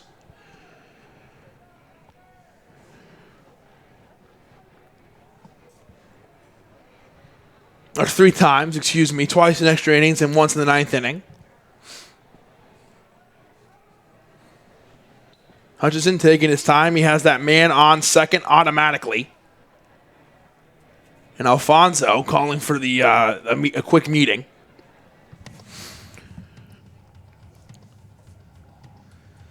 You know, with a team like the Rockers that have a veteran catcher in Matthew Jones, it's kind of curious to see why they consistently go with Nigro and test this young kid who just came out of college. Well, I mean, he's coming through big, baby. Exactly. He's able to throw to second consistently. He's good. He's great at covering the plate, and then he has big bombs like that. It's incredible. I mean, for a young man to just be finally testing himself on a professional level, Nigro's performing out of his mind. Yeah, Frank's playing terrifically, and you saw when he hit the home run the excitement from his teammates. They were on the top steps of the dugout, swinging the towels around. They were ready, and that might be the best quality about this Rockers team. They never give up. And that was shown right there. The 1-1 to Hobson makes it 1-2. Trdoslavich on second base as the runner. So you got to be careful with him because he gets out there, that new pace of play rule. We are in the top of the 10th inning. 1-2. You know, we spoke earlier about how smart a move it was to replace Trevor Frank with Hutchinson, and I think now is when we're really seeing that move pay dividends. Frank being out there still would have him pitching 2 nights in a row, back-to-back, going into extra innings. Now you have a fresh pitcher in Hutchinson who's looking extremely strong to start off this free baseball. Hutchinson gets Hobson to swing on that one, a swinging strikeout. And that gives the Rockers 1 out in the inning.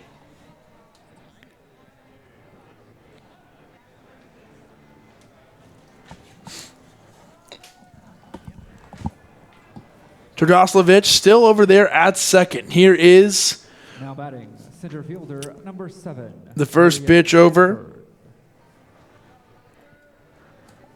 to number 7, Darian Sanford, who is the new hitter here instead of Bell because he was the pinch runner in the 9th inning, and that played a big role of helping the Barnstormers get back into this game. It's a 2-0 count, 1 out in the inning, 7-7, Hutchinson on the mound. And usually, sometimes, what we've seen in the past, Garrett, is teams try to bunt that man over right away. We didn't see that happen this time, so Trdoslavich still on second, and we haven't seen a bunt shown yet here with 1 out. The Rockers have been prepared for the bunt almost all day. You've seen Gomez and you've seen Cardillo both, either one or the other, come sliding in very heavily, and even Alfonso ready to cover on either base. So I think the Rockers are ready for the bunt, and I think they're really just going to try to take their chances with, only 2 outs left to go in this 10th inning.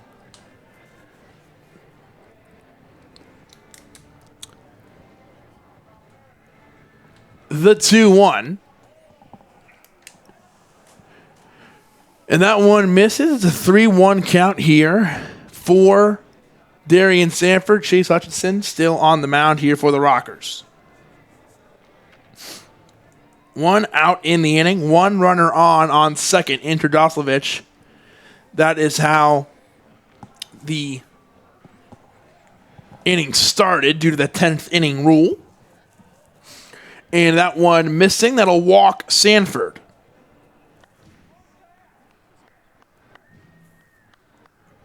Third baseman, number Sanford, the pitch runner that gave the Barnstormers a chance and was one of the first people to score in their 8th inning rally. So you have to think, having him on base with 2 players on and 2 outs left, this is getting to be a sticky situation here for Hutchinson.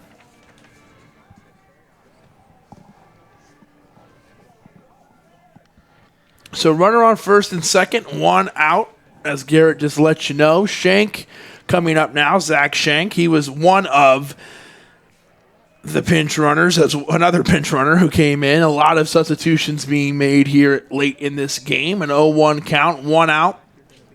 While it creates a little bit more stress here for Hutchinson, it does open up the opportunity for a grounder to turn into a double play. 1 out here in the inning, the 0-1. That one missing makes it 1-1. We interviewed Giovanni Alfonso a couple weeks ago, and it was right off of a walk-off win where he was the base runner at second. and he said, on the road with this new rule, you can't be thinking 1 run. You got to be thinking 1 or 2 runs because the home team has the same opportunity you just had. So you're thinking not just that initial run, because you start with a guy on second base. That's an easier run to get than usual. You got to be thinking 2 almost, and so it makes it really hard to have this. He said the extra inning rule is really hard on the road because the home team is going to get 3 chances as well with a guy on second base, just like you did, which was the first time I really thought of it that way. Now, Kevin, if you're Jamie and the Rockers are getting ready to come up to bat, are you going to take that sacrifice bunt to try to put a runner on third base, or are you going to do like the Barnstormers did and you're just going to take your chances with 0 outs? It depends who the runner is. I'll have to see who's at bat. I wouldn't take the bat out of if it's a great hitter, which I think it is a good part of the lineup coming up.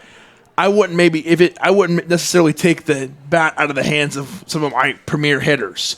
The 3-1, this one popped up into the air in foul territory. Cardillo trying to track it down as it bounces in the bullpen.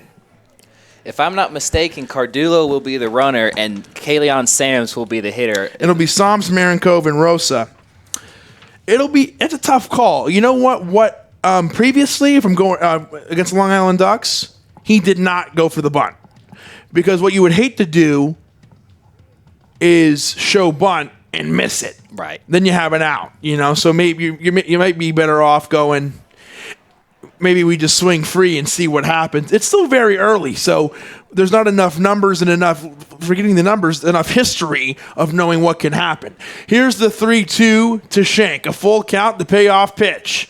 Schenk hits this one hard to Cardillo, a line out. He takes it himself to first base. A double play that goes straight to Cardillo. He's able to handle it. The Rockers are all fired up. And shocker, that the Steven Cardillo is the man to do it again. He's just done everything all day today. He's hit home runs. He's covered the first base. He's gotten outs. Everything they've asked of this man to do today, he has done and more. It was hit right to him, and then he had the wherewithal to go straight to first base.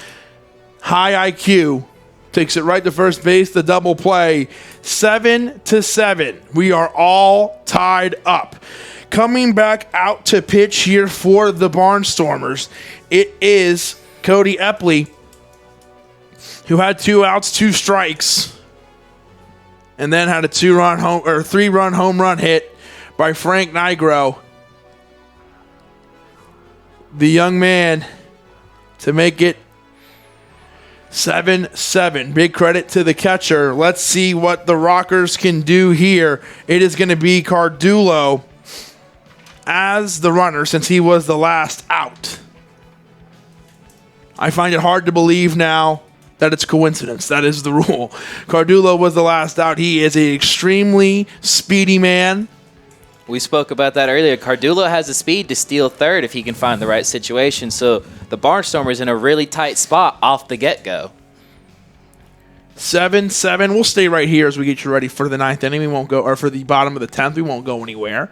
7-7 is the score. Cardillo is going to start here on second.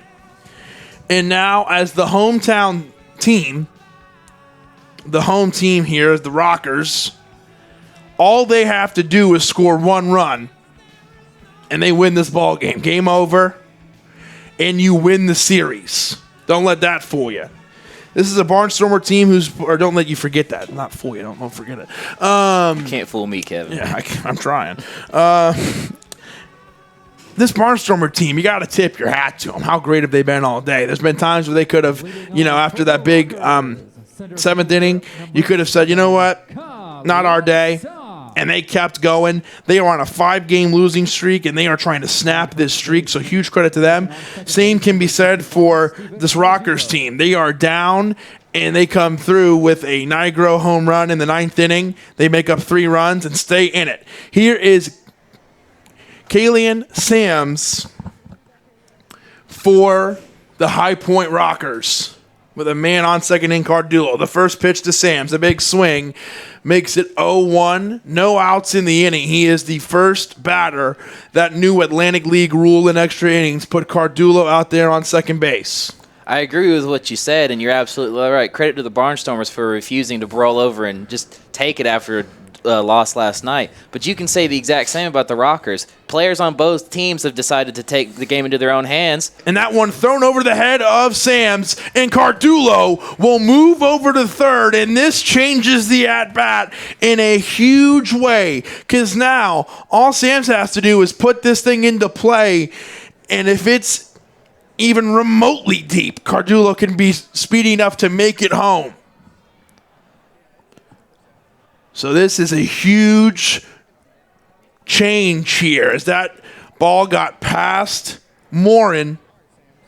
A 7-7 game. Kaylee and Sams at the plate. A big swing makes it 1-2. Epley trying to come back and get this out here. That would be huge for him. Just when you think you've seen it all, something else happens.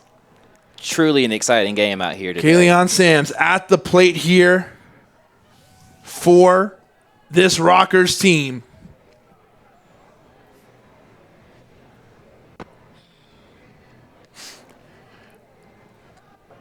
The 1-2. That one missing. A 2-2 count. A man on third in Cardillo. Some would say the man on third. Some would say. He's hit 2 home runs in 2 days, Cardillo. A 7-7 game. Sam's at the plate.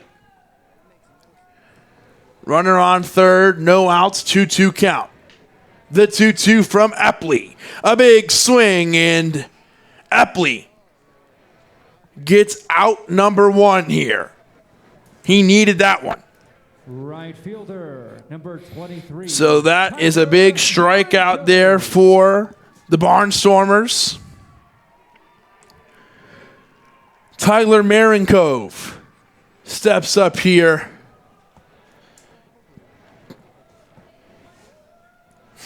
All 3 batters coming up next for the Rockers have potential to do damage and go out there and get Cardillo home. Yeah. So you got to think, if you're the Barnstormers right now, you have to be at least a little nervous. Well, what they did right there is they walk Marincove, which is a big time move because it opens up that double play ball. So now you're playing for a grounder. I mean, you're playing to get the outs, but you don't really want to give Rosa anything he can put up in the air because, as we mentioned, only 1 out. If he puts one into center field, right field or left field, Cardillo can potentially score and end this ball game.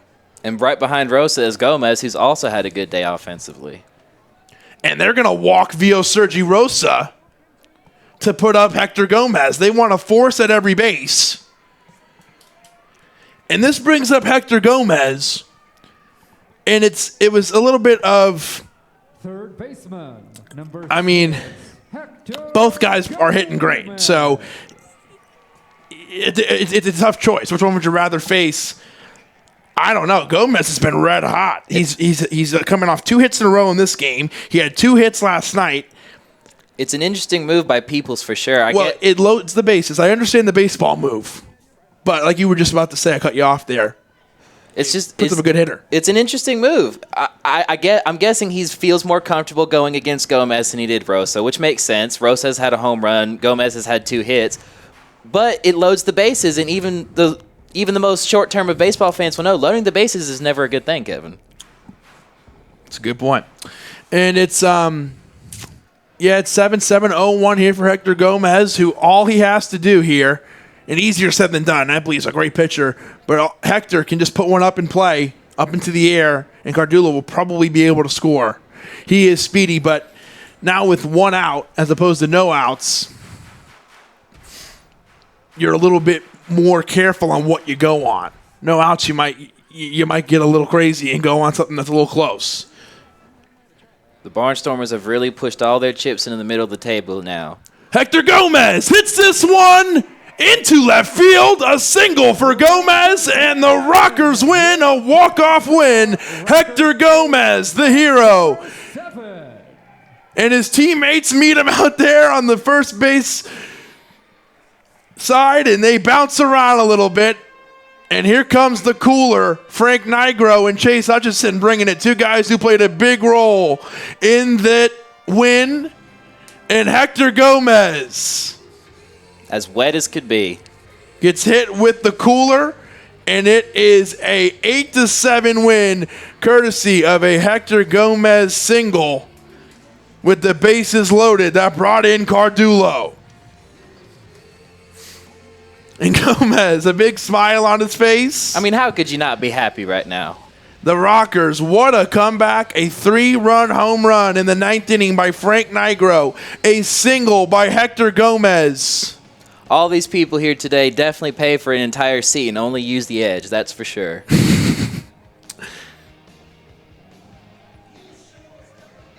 And we got a post-game interview. Brittany is going to do the interview. It's going to be Frank Nigro who we're going to hear from. So let's go down to Brittany now and hear that. Here's the guy who tied this ball game up, Big Frank. By our catcher, Frank, you showed up in a big spot with a 3-run bomb in a 2-out situation in the bottom of the 9th. Smoke it out of the park to tie the game. How big was that? It was huge. The team really needed that after going down 3 in the 9th, and we just fight till the last out, and that's what it's about. Can you take us through that last at bat? How did it feel? Felt great to finally get a ball out in front and not get jammed for once. So that's all I had in the back of my mind, just get the barrel out. You guys come out here, take the first 2 to claim the series, and have the opportunity to play for a sweep tomorrow. How big is this? It's huge, huge. Sweep the series tomorrow, go on the road to Southern Maryland, just keep it rolling. Thanks, congratulations. The show rolls on. Frank Nigro. A man of few words.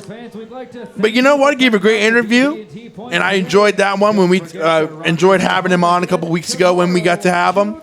And Frank, with the 3-run home run, 8-7, the Rockers win. The 3-run home run from Frank Nigro, and then Hector Gomez had the single that brought in the man from second base, Steven Cardillo, who then moved over to third base after the pitch got past Rosa.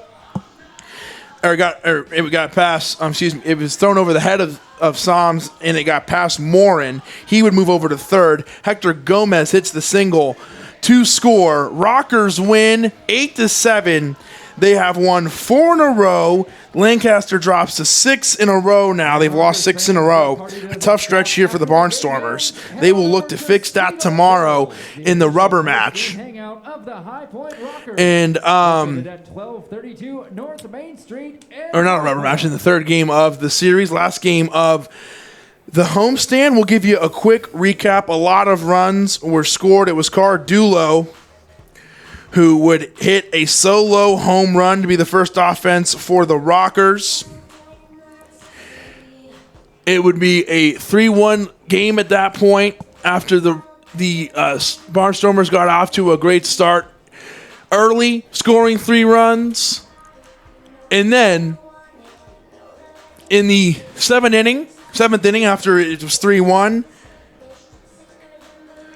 the Rockers would go off again. Richie Schaefer hits a 2-run home run with Hector Gomez on. Russell hits a solo to make it 4-3, a big 9th inning for the Barnstormers, and they would make it a 7-4 game. It would not look very promising for the Rockers if we're keeping it a buck, if we're keeping it honest. Frank Nigro, the young man, gets in, has a huge hit. Home run, a 3-run home run. To tie this thing up, we go into extra innings. Chase Hutchinson comes through and makes a big stop in the top of the 10th.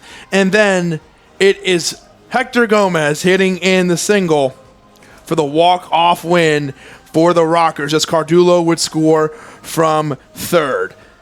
Give us your final thoughts, and then we'll send it off and get ready for the game tomorrow. Well, it was extremely back and forth, and the offense really came and went in waves. But like I said at the beginning of the game, this Rockers team thrives when one man steps up and gets the offense going for the rest of them. And that's exactly what happened. Cardillo hit his starting home run. Nigro tied the ball game up. When somebody else gets the offense going, the rest of the team rallies behind him, and that's exactly what happened today. Also paired with some fantastic pitching from the Rockers bullpen. Just an overall good day to be a Rockers fan. 15 combined runs. The Rockers win 8-7. A lot of offense, a lot of guys involved. The Rockers play one more game before they go on the road trip to Southern Maryland and then to Sugar Land, Texas. They play one more game tomorrow at 6:30 on a Thursday. It's dollar beer night tomorrow night, so come out and enjoy yourself as the Rockers look to sweep the series. They've won 4 in a row. Your Rockers look to make it 5. A huge win when the Somerset Patriots and the Ducks are playing each other. The Rockers improved to 31 wins on the season. They are 31-23. So they pick up a half game here to be 2 games back of first. We'll see what happens tonight in the Patriots and Ducks game. Thank you so much for joining us. Extra innings, a extra inning thriller. Hector Gomez is the hero with a huge assist by Frank Niger, a 3-run home run in the 9th inning. Rockers win 8-7. Kevin McMahon, Garrett Wold, who was spectacular today for jumping in. Thank you so much. We'll see you next time at the ballpark. See you tomorrow. Rockers 6:30 against the Barnstormers. Broadcast starts on Spreaker and YouTube at 6:15. Thank you so much. We'll see you tomorrow. Rockers win 8-7. Good night from the ballpark.